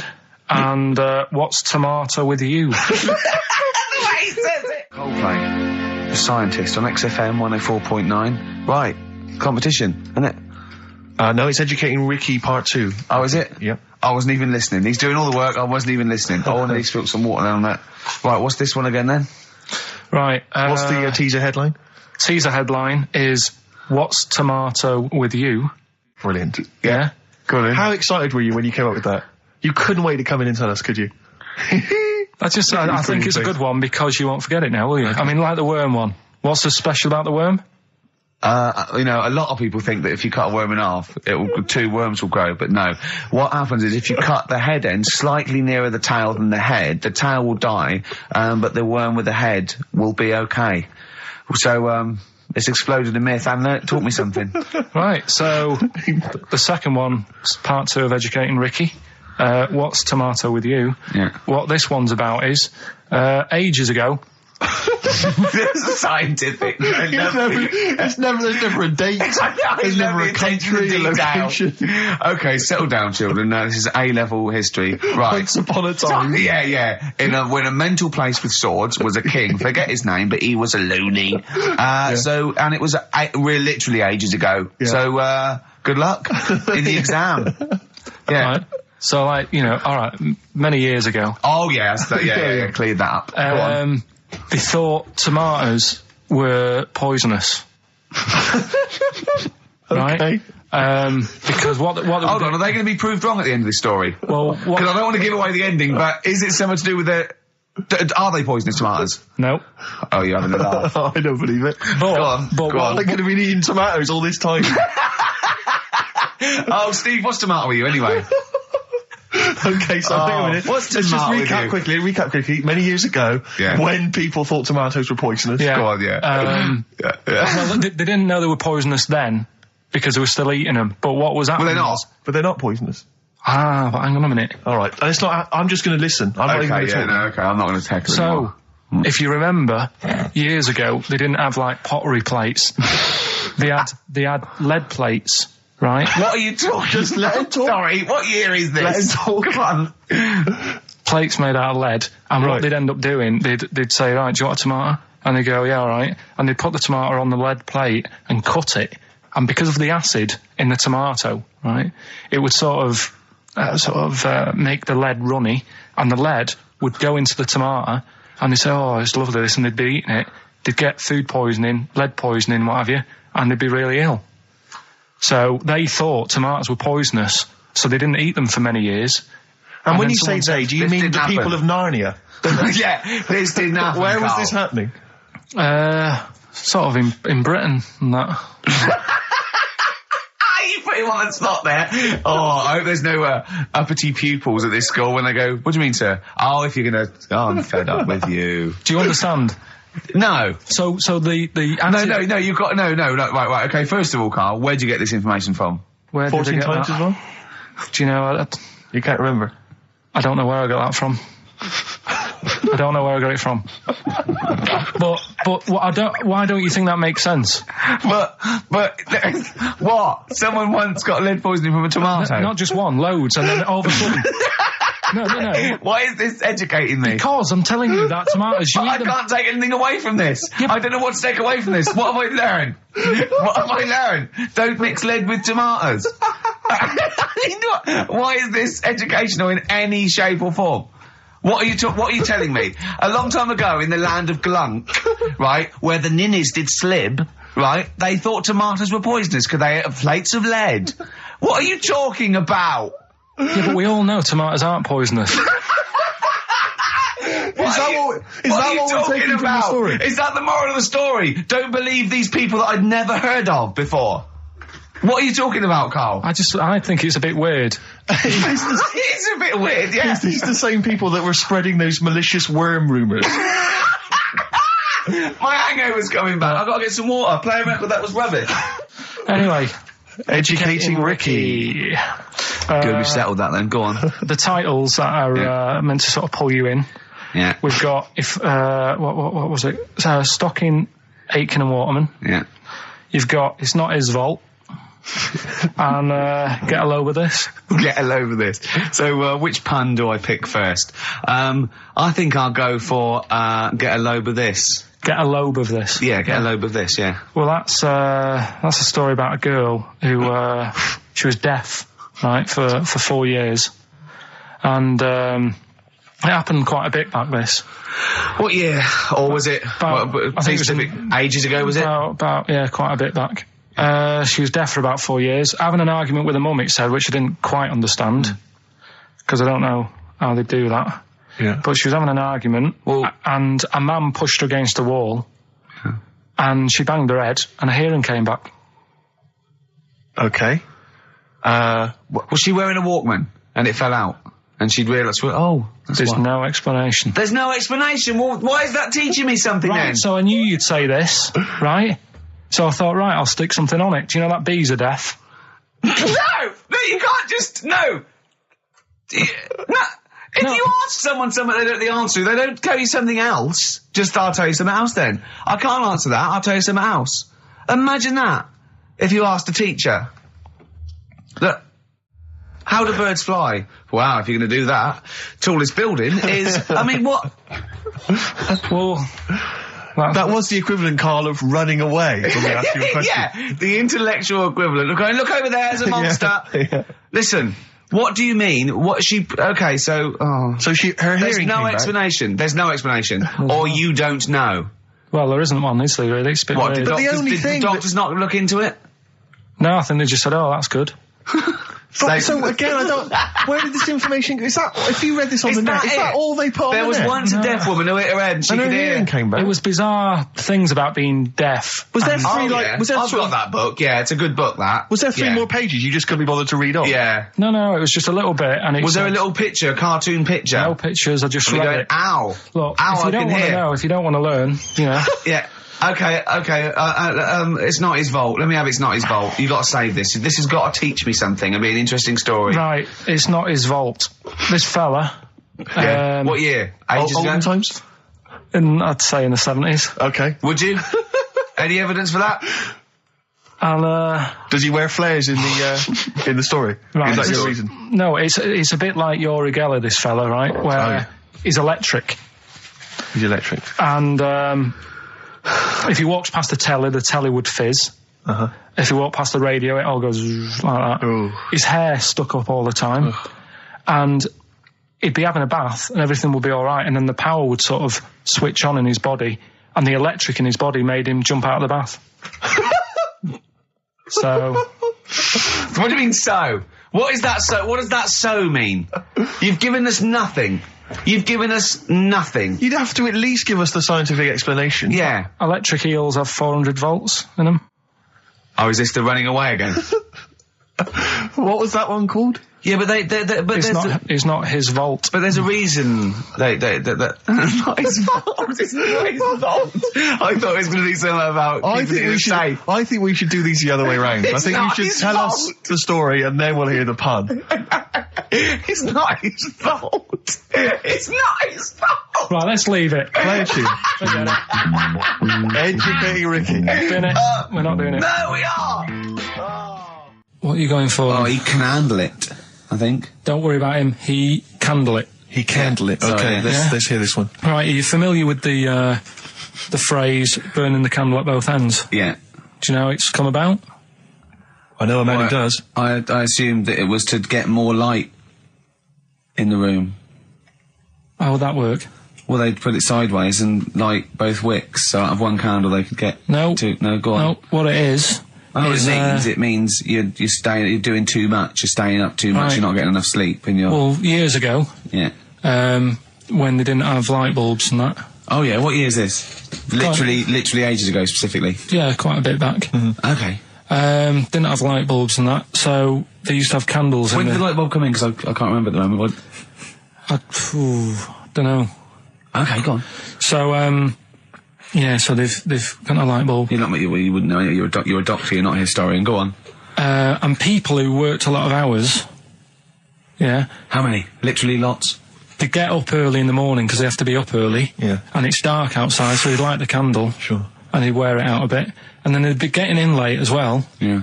And they'd be like, oh, it's dark. I'll have to light the candle again. And they're burning candle at both ends of the day. So that's where the saying comes from: burning the candle at both ends. So, all right, that's a little lesson. Yeah. Lesson one. Okay. Can I have? No, you can't. Have you can't rush yet. into them, Rick. You've got to. I've got to soak in that. You've got to soak that one in. Any questions for Carl off the back of that? What do you think? So people were. I mean, basically, where this comes from is people were literally burning the candle at both ends of the day. Sure. There you go. So we've still got. Go on. I'm committed to this treatment. And I can't wait. This is like Christmas Rick, Eve for me. It's like Christmas. I've got to open another present now. No, I'm afraid we've got to save it. Rick, raw. Nirvana. Amazing. We were just talking. We were getting excited about that. Yeah, weren't we? got an incredible voice he has. And Grohl, drumming, it's brilliant. You know, you're right. The new one from Nirvana. Well, it's time for Educating Ricky Part 2, isn't it? I'm excited, Carl. I'm going to learn so much from this. What's the choices again? What right, you've got left. Still keep phoning your answers to email. Email, sorry, yeah. The answers to Rockbusters. Yeah. Right, okay, Educating Ricky, Part 2. Right. I'm committed to this treatment. Yeah. Is one of them. I've got to go for that one. Yeah? Yeah. Or the other one is the police are causing a bit of a stir. He still says it like it's the best thing he's ever come up with, which in a way is. It could be. Right, go on then. I'm committed to this treatment. Right. Do you know the saying... Is it just sayings now? Are they all sayings? This No, they're not. Okay. No, the other one isn't. Frog in your throat? The saying, there's a frog in your throat? Yeah. I assume it's when you croak a little bit. You sound like a frog. No. Right. Might seem a bit weird, this one, right? But years ago... Oh, yeah. Sorry, what is that clue? Committed to this treatment? It's about frogs Kermitted. Kermit. Probably works better with a K and an ER written down. Well, also, if you pronounced it committed, yeah, but not committed. Committed to this treatment. Right, go on then. That's genius. So yeah. Well, what? You go to the doctors and you go with throat hurting a bit. Right. And what they did ages ago. Ages ago? What year was this approximately? We are going back quite a bit with this one. Oh, okay, go on. And the doctor would say... did history. Imagine years ago. Go on. And the doctor would say, right, keep your mouth open and you just look at your tonsils. And the jaw would ache a bit because they weren't as quick back then because they didn't have the technology and stuff, and they'd have to stare at it and study it and stuff. And they get an achy jaw, right? Keeping their mouth open. Yeah, you get, Yeah. you a Mars bar or whatever. So they'd sat there, and they used to always close their mouth, and it used to annoy the doctor. Right? Oh. So what they did, they used to get a toad, Right. and put it in the mouth, Rubbish. Okay, keep talking. Keep talking. and that way they couldn't close the mouth because either they'd squash it, Right. or apparently you're not allowed to lick a toad's back. So the doctor would have them for breaking the law. No, but it's poisonous, right? A toad's back. You should never lick a toad's back. or put it in your mouth, really. Oh, just stop for a second. Wait. What? Can I just ask one question? Go on, yeah, Just go ask on. one question. I've got a few, but No, go on. sure. My initial thought is, it sounds like a brilliant bit of sort of medical knowledge there. It's a great idea. Yeah. My only thought is, how does the doctor see past the toad? At your tonsils? What's he actually looking at with the mouth open? Surely the toad is in the way. Looking around in the way? It didn't say. Sorry, and my first question is, was this on the internet? Yeah. Yeah, okay. Carl, that is bollocks. That is, I mean... Well, all right then. Let's turn this round. Where does the saying, you got a frog in your throat come from? Probably because you sound a bit croaky. Probably that. Probably because you sound a little bit like a frog when you've got a sore throat. Carl, did you not question it just for a moment when you read it? Just for a second, didn't you think that seems an odd approach? Firstly, why a frog of all the different Because species? it's poisonous. A toad. So it's a toad as well. Yeah, well, that it worked. I'm committed. Worked. No, it's a frog in his throat. I was going to change it to, have you heard the news Toad Day? But I went with the frog. Oh God! Right, so that's rubbish. So that's rubbish. Next, can I have Let's play a tune. Let's come up with a God. lesson. Can I just say? No, just play it. Just play it. Yeah. Yo, Carl. I have to thank my mate Dave, who sent me an incredible 4-disc compilation. That was one of the tunes on there. It looks professional. It's amazing. It's incredible. The effort Oh, is he's gone to too much effort. Ben Queller. It's a track called "In Other Words" from his album Sha Sha. Open wide. Oh dear, that's interesting. Oh, here, doctor. Look, you've actually got a frog in your throat. I didn't get there. I put it in there. That's the most ludicrous story I've ever heard, Carl. Why don't you think when you read these things? I think there's always going to be a bit of truth in all of these. I mean, that fella called up, didn't he, and said, I'm not sure about the, putting a frog in your throat if you got, problems with your tonsils or whatever. But he said years ago, if someone had toothache, they'd get hold of a frog and strap it to the face. Yeah, sure. So maybe down the line, maybe they did. Maybe they didn't do it for long. I think Caligula made as emperor a horse and emperor as well. But I mean, well, what about the frog thing with a poisonous back? It's rubbish. That's true. No, the toads have the secretions in the Why? But they didn't put it in people's mouths. No, so Why? Well, I'll tell you why. When a badger or a heron tastes the toad, it's horrible. Ugh.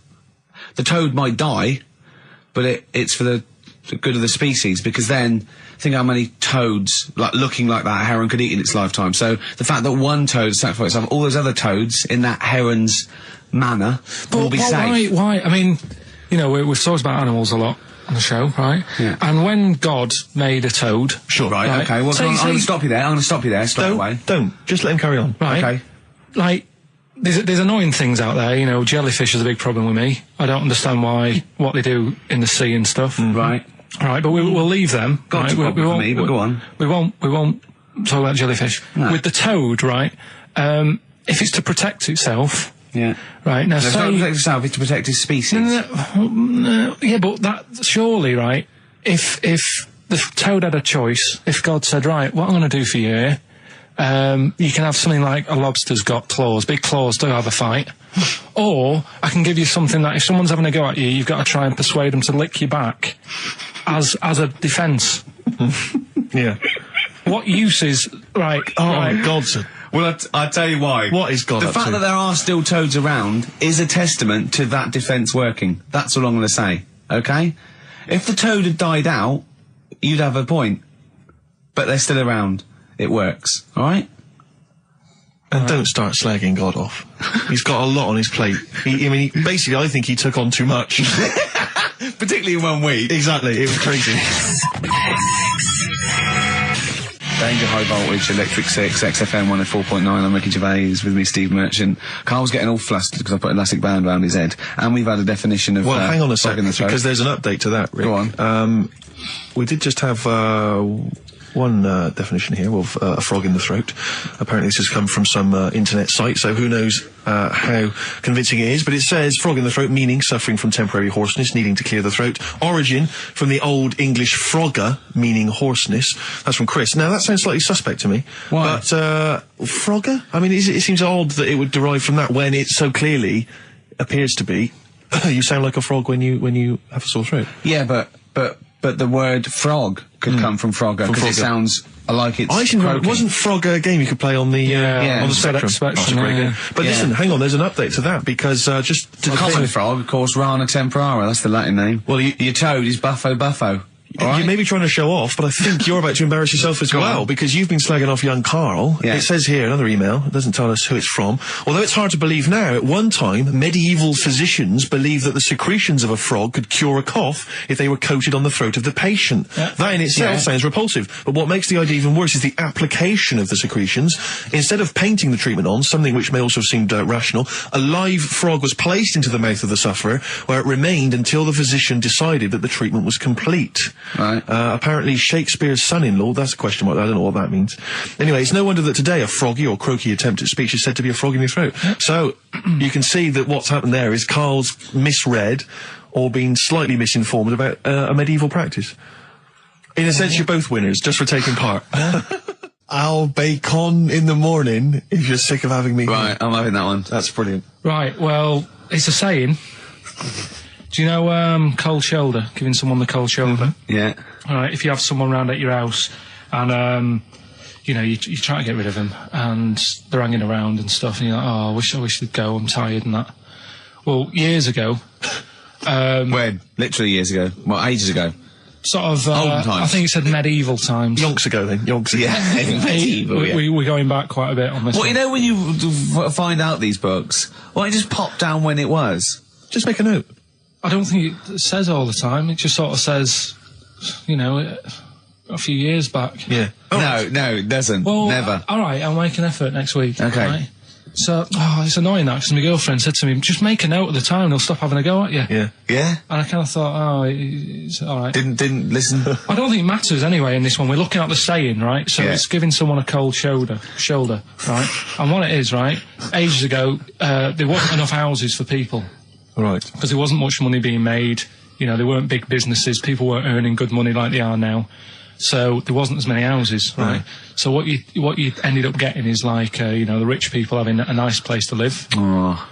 And the poor people were like wandering about, you know, looking for places to live and that. And what they ended up doing is they had like, people would go around to the mate's house and say, look, I haven't got anywhere to live. It's a bit cold. Can you let me stay? Right? So they'd go, oh, all right, then you can stay a couple of days. But they ended up staying for like weeks. Yeah. Right?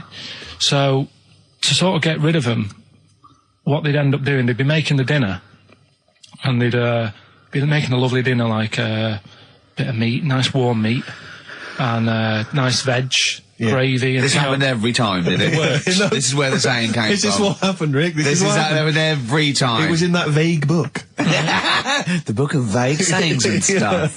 Right, so they'd be making a nice meal, but what they did, they looked after all the family. But the person who won't go home, they just give them some, like, sort of a cut-off of cold meat. Right. So they'd say, you're giving them the cold shoulder. Meaning... Right.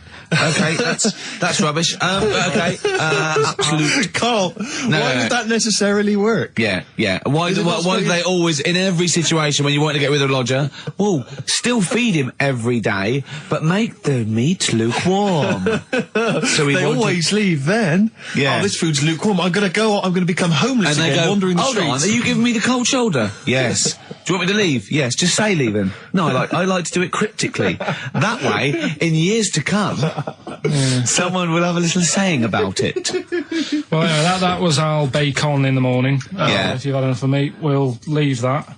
Well, bacon in the morning. Oh, bacon in the morning if you've had enough of me. We'll come back. What are the others? Just tease us again with the others. We'll come back to those. You've got, he's a bit of a nuisance, and we'll have a big fire tomorrow. Nice, looking forward to that. Right then, so we've got, we'll have a big fire tomorrow. Yeah, go on. Is that the one you want? Let's go for it. Right, I think this was like round the 1700s. Bluffing. And Just bluffing. Who was the king then? Dunno. Go on. But it's about the word bonfire, right? Bonfire. Bonfire. Yeah. Do you know where it comes from? No, go on. No. Right, what happened is it's got nothing to do with Guy Fawkes and that, which is what I thought when I saw it. It's got nothing to do with that. But ages ago, at 1700s, Yeah. right, they didn't have enough houses, like I mentioned. Okay. Yeah. So if that happens, you get people living on the streets. You get diseases, people aren't cleaning properly. So you get more deaths. All right? Yeah. So think about it. You've got all these dead bodies lying around. They're running out of space because there's like, I don't know why they're running out of space, but they haven't got much. I don't know why really. I was going to say they should have just buried them, but there's probably more land back then than now. He doesn't need anyone else in the room to have a dialogue with himself. Yeah, we could leave and we'd come back and he'd go, I've sorted it. Yeah. But anyway, for some reason, They presumably, if it's going to be they burnt them, it's presumably to do that it also kills the parasite or whatever's carrying the parasite on them, as opposed to burying them and not killing the disease. well, yeah. So there you go. You've worked it out. They piled them up and they turned it into a celebration because there was a lot of fed up people at that time. Is this going to be the word bon, meaning good? No. I'll tell you in a minute. Go on. So you've got all these people who are like going around and like, oh, you know, so and so died the other day, and you know, nearly every week someone they knew was dying. So you can imagine like just constant like being depressed. So and they've got all these bodies lying everywhere. It's like, oh God, what are we going to do? So they said, we're all too fed up at the moment. Said, let's make this a better world. This was 1701 by the time they got together. Yeah. So they said, what we need to do is have a big party. So they said, yeah. Good thinking. See what you're thinking. So they go, right, well, we'll put all the bodies in a big pile. And they're all diseased and that, so they set fire to the bodies. And they said, let's have this as a celebration to remember them by. And, you know, we'll have a drink and that and have a chat. We'll have this big fire going. And it came from bone fire. Ah, right. So it was all the bones. Bonfire is bone fire. Yeah. Excellent. Yeah? That's interesting. So that's how it came about. Yeah, in the 1700s. Yeah. That was. No, probably. Okay. I reckon it was 1600. Probably earlier. I reckon it was the plague. I reckon it came from. But interesting stuff. Interesting. Yeah, stuff. so that's Did you celebrate Bonfire Night? Is that a big celebration for you? Do you like the fireworks? I'm sick of fireworks. I just think they're rubbish. Yeah, I'm not impressed. I've never been impressed by fireworks. Even as a kid, you know, you have to go to like sort of community kind of gatherings with a bonfire and fireworks, and some local vicar or whatever would come out. But I also think the adults think the kids love it, and if they just got together and said, "Should we go this year?" They'd all go, "No." Yeah, absolutely. Let's not go this year. What would be better is if the vicar had wheeled out like a massive rocket, climbed in, gone last one to the moon is a bender, and then fired himself off. Now that, I'd pay to see. That's a firework display I'd like to see. As it is, it's just rubbish. Oh dear. Yeah. That's excellent. Cole? I'm not keen. No. Sorry, what clue was that? We'll have a big fire tomorrow. Bone marrow. Bone marrow. Genius. Let's play the record. Oh God! Pop the news? The news. Right, well this one, it's, I'm not going to take the credit here. I heard Christian talking about this on breakfast, right, because it's a good story that happened. Basically, I don't know if I told you about it last week when we were having our spaghetti, but, No, I think you did. Right, I know what it is. I know what this is. Okay, I've not heard this. Right, there's a little midget. Right, there's a circus. I'm loving it already. Circus going on somewhere. I think it was in America. And is that present day or old times? I'm talking like in the last 3 weeks. Okay. Right, little midget. circus, really packed out show. People are loving it. Right, Steve, you're asked the same question I did, I know. So there's a little midget jumping up and down on a trampoline. What circus is this? Right. I'd pay good money to see it. So everyone's clapping, and he's getting carried away. Because he can't believe they're loving it. I didn't know they'd like a little person on a trampoline, but they love me. But you know what it's like when, if there's a crowd of people sort of encouraging you to sort of go higher and stuff. Yeah. And I'm sure he knew it was getting out of hand. But he was jumping and he was coming down the road going higher, and he's going really high in the air, right? So he's doing this, crowd are clapping. There's a hippo, right, just sat next to the trampoline, getting ready to come on and do his act. Oh, right, I thought he was in the audience. There's a hippo getting ready to do his act, Steve. Yeah. So the He's a hippo- ventriloquist. What do you mean he's sitting by the trampoline waiting to do his act? Because he's- Why does he sit in the dressing room and they go, 5 minutes, Mr. Muss, 5 minutes, Mr. Muss. So anyway, right, so the hippo's there. He's getting annoyed, is he? Because the midget's He's going, how can I follow this? How can I, this is really annoying. They're going to be, no. So he's thinking, he's already done the trampoline, my pogo stick act is never going to work. Yeah, go on. So there's a hippo waiting. See, it's a great story, and I just know he embellishes it or it gets slightly wrong. Go on. So there's a midget jumping up and down, the hippo's getting annoyed. The crowd are going mad, crowd the are going midget's mental. loving it, can't believe his luck. Although you think, he probably knows he's dicing with danger. Yeah. So, next thing you know, they're all saying higher. He gives it one big, heavy sort of landing on the trampoline, goes really high, but goes off at a funny angle. Oh. Hypotenuse. Okay. Yeah. And sort of flies off. Hypotenuse! Sure. Flies off at a funny angle. Oh, dear. Hippo's there, swallows him whole. Crowd are clapping, thinking that's why the hippo was waiting there. Rubbish. Rubbish. It's not rubbish though. But no, maybe there was an accident in a circus with a midget and a hippo, but at no point was this hippo waiting to go on going, come on. The midget flew off at hypotenuse and landed in the hippo's mouth and was swallowed whole. This is what you embellish it. That is great. And what's I that? have to say though, Rick, when I heard midget, trampoline, hippopotamus, I was thinking accident waiting to happen. Yeah. So, Yeah. maybe. I mean, It is that you should never put those three together. Never. It's a recipe for disaster. It's Everyone knows textbook. that. Midget, trampoline, hippopotamus. Are you mental? You're asking for trouble. Well, You know, when he told me it, he said, and the midget, he didn't mention the hippopotamus, and he said the midget went on, and soon he fell off, and the hippo ate him. And I said, sorry, what was the hippo doing there? He went, it's a circus. I've never heard of a circus having a hippo. What do hippos do? What can they do? You can't train them, can you? What do you? Aren't they very deadly? They're huge, aren't they? You can't have a hippo in a circus. are you sure? You're not thinking of Zippo. Isn't he the clown? Yeah. And it wasn't some sort of where Zippo was eating a midget, and it's some sort of horrible sexual act. No, it was definitely. I heard it on breakfast, right? Oh, okay, sorry. No, it's definitely fact. Yeah, It's okay, definitely right, truth. okay, good. Can you believe it? Can you believe it? So, they're the two that are left. Which one's you going Right. for? Chicken, you believe it, is not that picture, is it? In that we saw. Which picture? The bloke with the... No. Right, okay. God, that was bad. Right, okay. Right, so, I just better explain We that. can't really discuss this on air, can we? Well, we can. Steve brought in, Carl, the best book ever, which is, what is it? I found it when I was moving house. It's an FHM publication, and it's kind of like lots of grotesque pictures and stories, and like a book of freaks and weirdos and. And Carl opened it, and the first one was like... At the back. I At the started back. from the Well, back. you couldn't believe your luck, could you? What was it? What was number 50? A bloke with two heads. And he said, what's number 1? Yeah.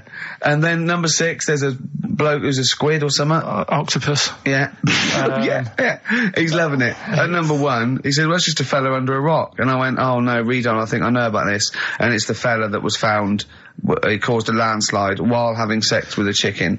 And they pulled him up, and there he is, the chicken. Right, so Carl could not believe his luck. So it's not that. Can you believe it? I'll have that one. You're then. going for that one? Yeah. Right, well, we've talked a lot on the show about... We've talked a lot on the show. Yeah. About animals without heads. We haven't!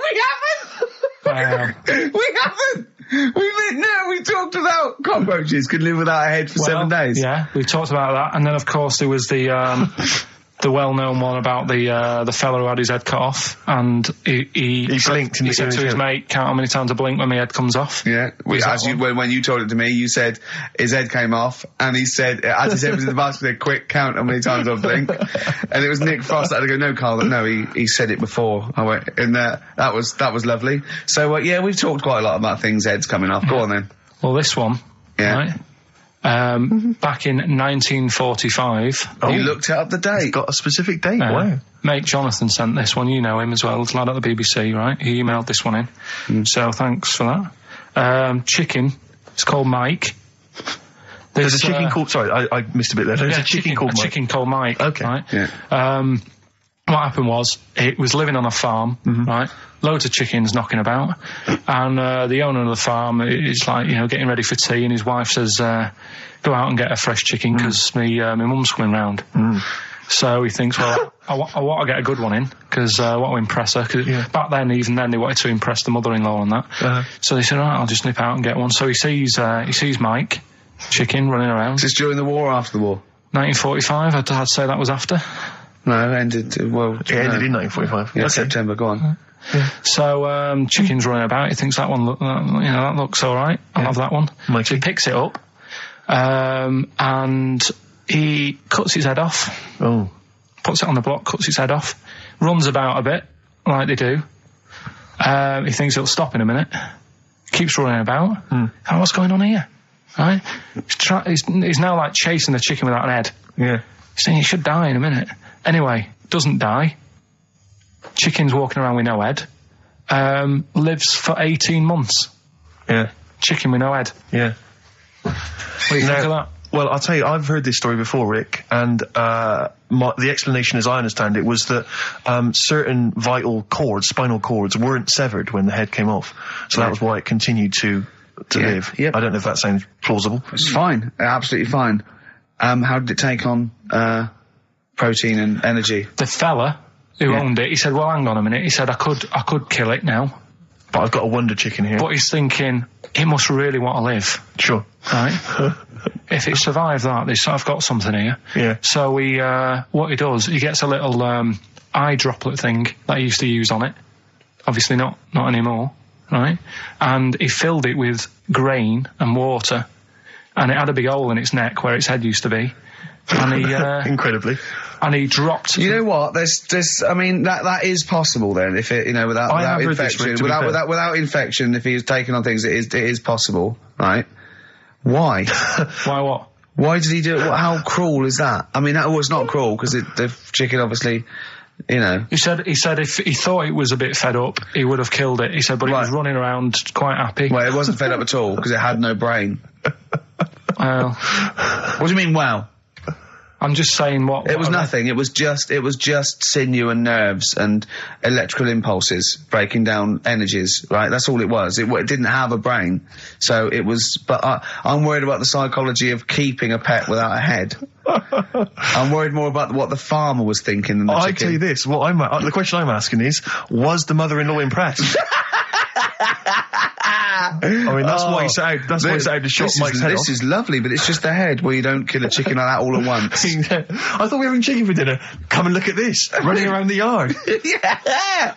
Oh, dear. So, there you go, you've learned something there. Yeah, I have learned something. Yeah? Yeah. So... One more. That farmer, I've learned that farmer was very strange indeed. Yeah. There you go. I have to say, to be fair to Carl, I have a feeling when I read it, the reason he kept it alive was as a novelty. He got charged people to come and see the incredible headless chicken called Mike. Right. So, here we are. That's great. Oh, am I gonna have to thump you? Yeah. Do you know the saying, shut your face? Yeah, I've heard the well-known Shakespeare, isn't it? Yeah. Do you know how it came about? No, Joe Dolce. No, go on. It's ages ago. Oh yeah, literally. Like knights who wore armour. Okay. That's armour gonna have to thump you. That's how it came about. Okay, armour. They wore all the stuff and they had the helmet, and say if they're guarding something at night. stood outside a castle or something. Yeah. And there's probably going to be 2 of them. Right. So they stood there talking and that. And, talking about stuff. And The future. Sort of, medieval stuff. one of them was like, "Oh, we should shut up. You know, I've been stood here for hours," and he's going on and on. Yeah, sure. So he'd say, "Shut your face," meaning, shut the guard down on your helmet. The visor. And I can't hear you then. So shut your face. Shut your face. And that's Okay. that's how it came about. Well, I suppose that's... It would be interesting if I could just rely on it. I'm not sure it's true. I yeah. know, I just never know. I can... It needs to be corroborated. It's like, I don't know where he got it from, but anything via Carl is precarious. Yeah, I mean, I feel like maybe you should give us your sources next time. You know, tell us where I know, you got I'll this tell you. information from. Got it off the internet. Yeah, but where on the internet? I can't remember where that one was. I mean, I always go through like the news pages and stuff, and I This news should be updated because they've only reached the 17th century, which was last week with people eating tomatoes off lead but then plates. I look at Go on, right, okay. like what are you having? What are they again? Is the tip included? Yeah, go on, that one. Right. In Turkey, Nice. it's not actually. That's where I went, and there was them little fellas after Suzanne in the kitchen. What? What do you mean? We went to Turkey. You went to And, Turkey and there were some little fellas. Well, they had quite a few sort of midgets working in the kitchen. Why? Is it a theme? No, Was it a it's theme holiday? I don't know. Might get them cheaper or something. Was it... So they were get them working. cheaper? They were working in the kitchen, and one of them fancied Suzanne and kept sort of eyeing her up, and she was winding me up saying, "Oh, Not iron up and down, just eyeing her up. anyway, no." So What anyway, was she doing in the kitchen? no, it's like a pick what you want to eat type buffet, but you have people clearing the tables and that ready for you to come along. Are they low tables? And you know, he was just keeping an eye on her. What did he say though? Was he? did he Was he a It was little? Turkish, so I don't know what he was saying. But he was Little fella, yeah, Did he talk What do you to her? mean a little fella? What do you mean little fella? sort of dwarf-like. What do you mean dwarf like? He had magic powers or he was 4 foot? No, What do you just mean, A Carl? little bloke, just like a normal bloke but small. If you stood him in the desert, you wouldn't know. But he'd be hot nothing and around thirsty. him. Right, Carl. You should watch out for the monkeys. Yeah, underground. There's underground monkeys Look, are look, you can't just say there was a little midget fella who was eyeing up my girlfriend and then leave it. What do you mean? What was happening? This is a story to us. This is much more interesting to us than, and she was deaf, right, and she hit her head. That's much more I don't interesting. understand how it manifested itself. Did he come over and say something? No, do you know when it's like girls know, don't they? When someone fancies them. What do you mean there was lots of them as well? Do then? they? That's worth knowing. Listen, right, come on, right. So you went into this holiday, yeah? Yeah, wasn't And you that went good? into the dining room or something? Yeah, downstairs. And in you the looked dining over- room. Thought, this is odd, there's no one serving. Yeah, and they go, Wait a oh, minute. hold on, you looked down and there was a little waiter. There was loads of them running around busy. Why, though? Why did Because they it get was the... summer. What do you mean? Because it was in loads of them. summer. They had more of them They on. come out in summer. They come out in summer. What do you mean they had more... What do you mean? Because it's busy, isn't it? Well, no, but they hibernate in the Why winter. were they all midgets? I don't know, maybe it doesn't heat stunt your growth or something. No! Well, they just happened to, maybe it was a thing that they did for tourists or something, I don't know. I just got on with my meal. It was a holiday, do you know what I mean? God! Right, So it's a midget serving. I'm not going to ask any questions. Right, okay, yeah. So they're all little fellas running around, and this one always was like, you know, oh, do you want a new serviette? You know what I mean? Going out of his way to sort of... for turning on the charm. Yeah, he was going out of his way. The others weren't. Right. I think what was happening is he'd been working with Santa all the winter. Yeah. This is sort of little summer break. This one He was hadn't seen your a girl. waiter, and so he was being polite to you. Maybe.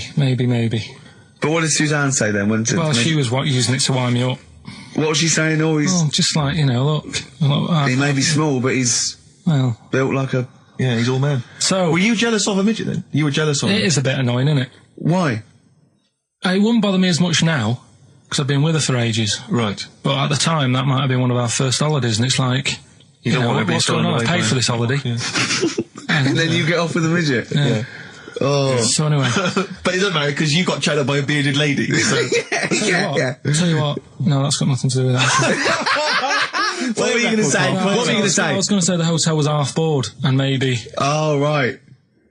I thought you were going to say it's just one of her shortcomings. So listen, right? Play a record. Oh, Right. Badly drawn boy, born again. Right, just get this educating Ricky out of the way. So, Turkey, yeah. So what is this again? This is educating Ricky, is the tip included. Right. Apparently a fellow was on holiday in Turkey. He's just having a normal holiday, weather's good, you know, he's having a good time. Weight is all normal height. Yeah. He's having his meal. He hears a load of screaming going on in the kitchen. No. Has his girlfriend wandered in there? And they do, With a step ladder. the circumcised people in the kitchen, and apparently... What are you talking about? Whoa, slow down. We were Sorry, sidetracked there for a minute. what are you talking about? Well, I'm just excited about two things at once here. One, they circumcised people in the kitchen. Two, I guessed it was someone losing the end of their knob. You did, yeah. I started thinking like Karl Pilkington. Extraordinary. That is amazing. Apparently it was going on. It wasn't just a one-off either. Well, when I say a one-off, I mean they did it more than once. Yeah. Right. And there was it was there for a week, and apparently the first night it was quiet, and then the rest of the week, every day he'd be like having his breakfast, or even his lunch, or even his tea. Yeah. Right? He'd be doing it all day. Oh. You'd be hearing Lunch and screams. breakfast, fair enough, really. Yeah, Circumcision at tea time. Don't do that. And apparently it's a tradition over there. You can't even make a complaint about it. It's like, well, you should have found out before you come over. See, it. I can't believe this is So true. I'm a little I bit can't lost. believe this is He was true. in a restaurant, in a hotel, and there were people having circumcisions in the kitchen. Yeah. Is that right? I'm even worried that we're bordering on the racist here, suggesting that is tradition, that Turkish people cut the end of their cocks off in the kitchen Yeah. at meal times. I think you're wrong, Karl. This sounds ludicrous, Karl. No, I don't think it happens everywhere. Right. I think this Just in Oh, particular this at this restaurant. hotel. certain places, Certain hotels. certain hotels. What, is it like 2-star?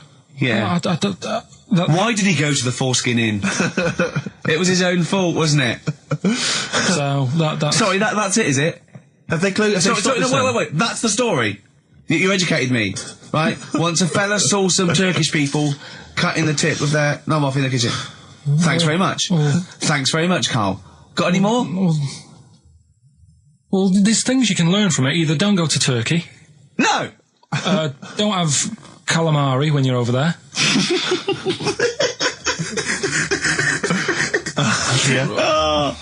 Karl, you've done it again. Well, You too. I love that one. On XFM 104.9. I'm Ricky Gervais, Steve Merchant, Karl. Okay, Karl, one more. can't we just... Don't get the just because so far you've come up with nothing. What's the last one? Give us the teaser clue It again. was, I want to come here in hindsight. I wouldn't have come here in hindsight. Yeah. Right, give me some education. This will be the thing that teaches me something. I can feel it in my bones. Come on. There's a kid in Kenya. He was messing about with some beans.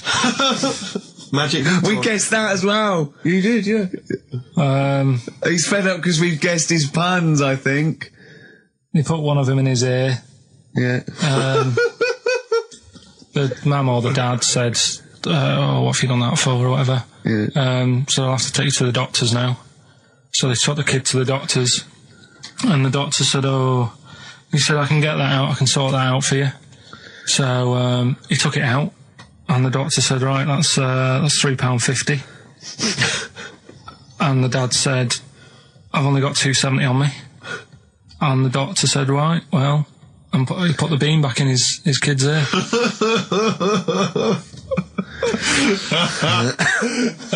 I don't know what to say. I don't know what to say. I mean, A couple of questions from me, very quickly. Are you sure that those were definitely the sums involved, were they?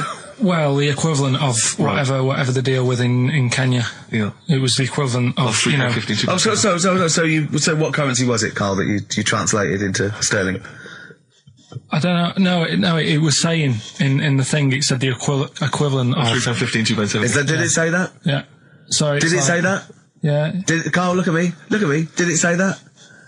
Yeah, it said that was the. Did it say that? Yeah. Yeah, it did. It definitely said that. Definitely. Yeah. So.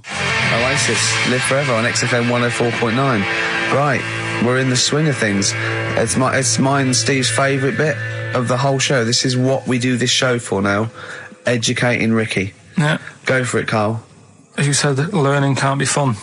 Yeah. Yeah. Okay, I'll go for the one What's the one about the butcher going down the butcher shop? You've got get your kit on. We're off down the butcher's. Yeah. You going for that one? Yeah. Well, do you know the saying? Don't let the cat out of the bag. Yeah. Do you know what it means? Yeah. Don't give away a secret. Right. Well, do you know how it came about? No. Well, ages ago. Before like Ages ago. 17th century. Yeah. Before like. Yeah. 17's good. Yeah. Before like proper butchers and Dewhursts and supermarkets and that, you used to get these blokes who sold meat. Right. Butchers they were called then, I think. Yeah. But the difference was they didn't stay in the same place. They moved about. Right. So they'd turn up on a street corner. Right. And he'd have like loads of carrier bags of like Carrier bags? yeah, with meat in and that, and people would Plastic be like, carrier bags. Yeah, with whatever. mobile butcher on them. Yeah. Right, so And an email address. Yeah, go on. people went, right, yeah, I need some meat, right? So they'd go up to this bloke and say, what have you got? And he'd say, well, I've got a you can have a bag full of pig, or you can have a bag full of chicken, whatever. Yeah. And they'd go, yeah, how much? They go, call it a fiver, whatever. Yeah. And they'd buy them, and to make more money, they didn't always fill the bag with what they said was in it. Oh, and yeah, I thought that might be the case. Right? Yeah. So what Did they they used ever to put do... cats in there? Yeah. But I don't see what... Okay, so sometimes they would put a cat in the bag They'd put a and cat pretend in it the was bag. chicken or whatever else. Yeah, so... Why was a cat any cheaper than a chicken? Because cats are wandering around the streets, aren't they? Chickens aren't. So they'd get a chicken, they put a chicken on the top so that when they look in it, they'd go, yeah, that's all right. Got a bag full of chicken. They'd get home to make the dinner, and they'd be like, what are we having tonight? And they'd go, well, you'll never guess. And they'd have like, well, you can have a chicken leg, and, But it wouldn't be, it would be a cat. They'd have to defrost a pizza. Yeah. Did they mind that they were eating cat then? In those days? He didn't say. He just was saying about the saying, don't let the cat out of the bag. It's like, if they see that, they're going to go mad. Well, so it was the people that were doing this, it was the dodgy butchers that coined this phrase. Were they saying to each other, don't let the cat out of the bag? I.e., what I mean by that, Jack, is don't let them see the cat, what we've stuffed in there. Yeah. Dodgy butcher, that's another phrase, isn't it? Yeah. So that's the first one. Is that a euphemism or is that Yeah. dodgy butcher? As his meat delivered round the back. Sure. So that's that one. So let's get your kit on. What does Rob, that Dan. mean? It's a euphemism for homosexuality. Okay. And meat, presumably, in that means different things. It doesn't. It's a word that is also a male Would it bird. mean chicken or cat, necessarily, in that context? Or, well, I suppose it could. Yeah. Carl's look at him. Carl looks at you like a cat. Yeah. Whenever we leave him behind, if we don't talk like straight at him and let him see our lips moving, and it's monosyllabic and very sad. Look, he's lost in that conversation there. He just drifted off, didn't you, Carl? No, I just was also thinking on animals and that. Something else I was going to use. Go on. Right, that's Aqualung. Good time's gonna come, innit? Right, Carl, come on in, educating Ricky. So, don't let the cat out of the bag, that's where that comes from. Comes from a crafty butcher.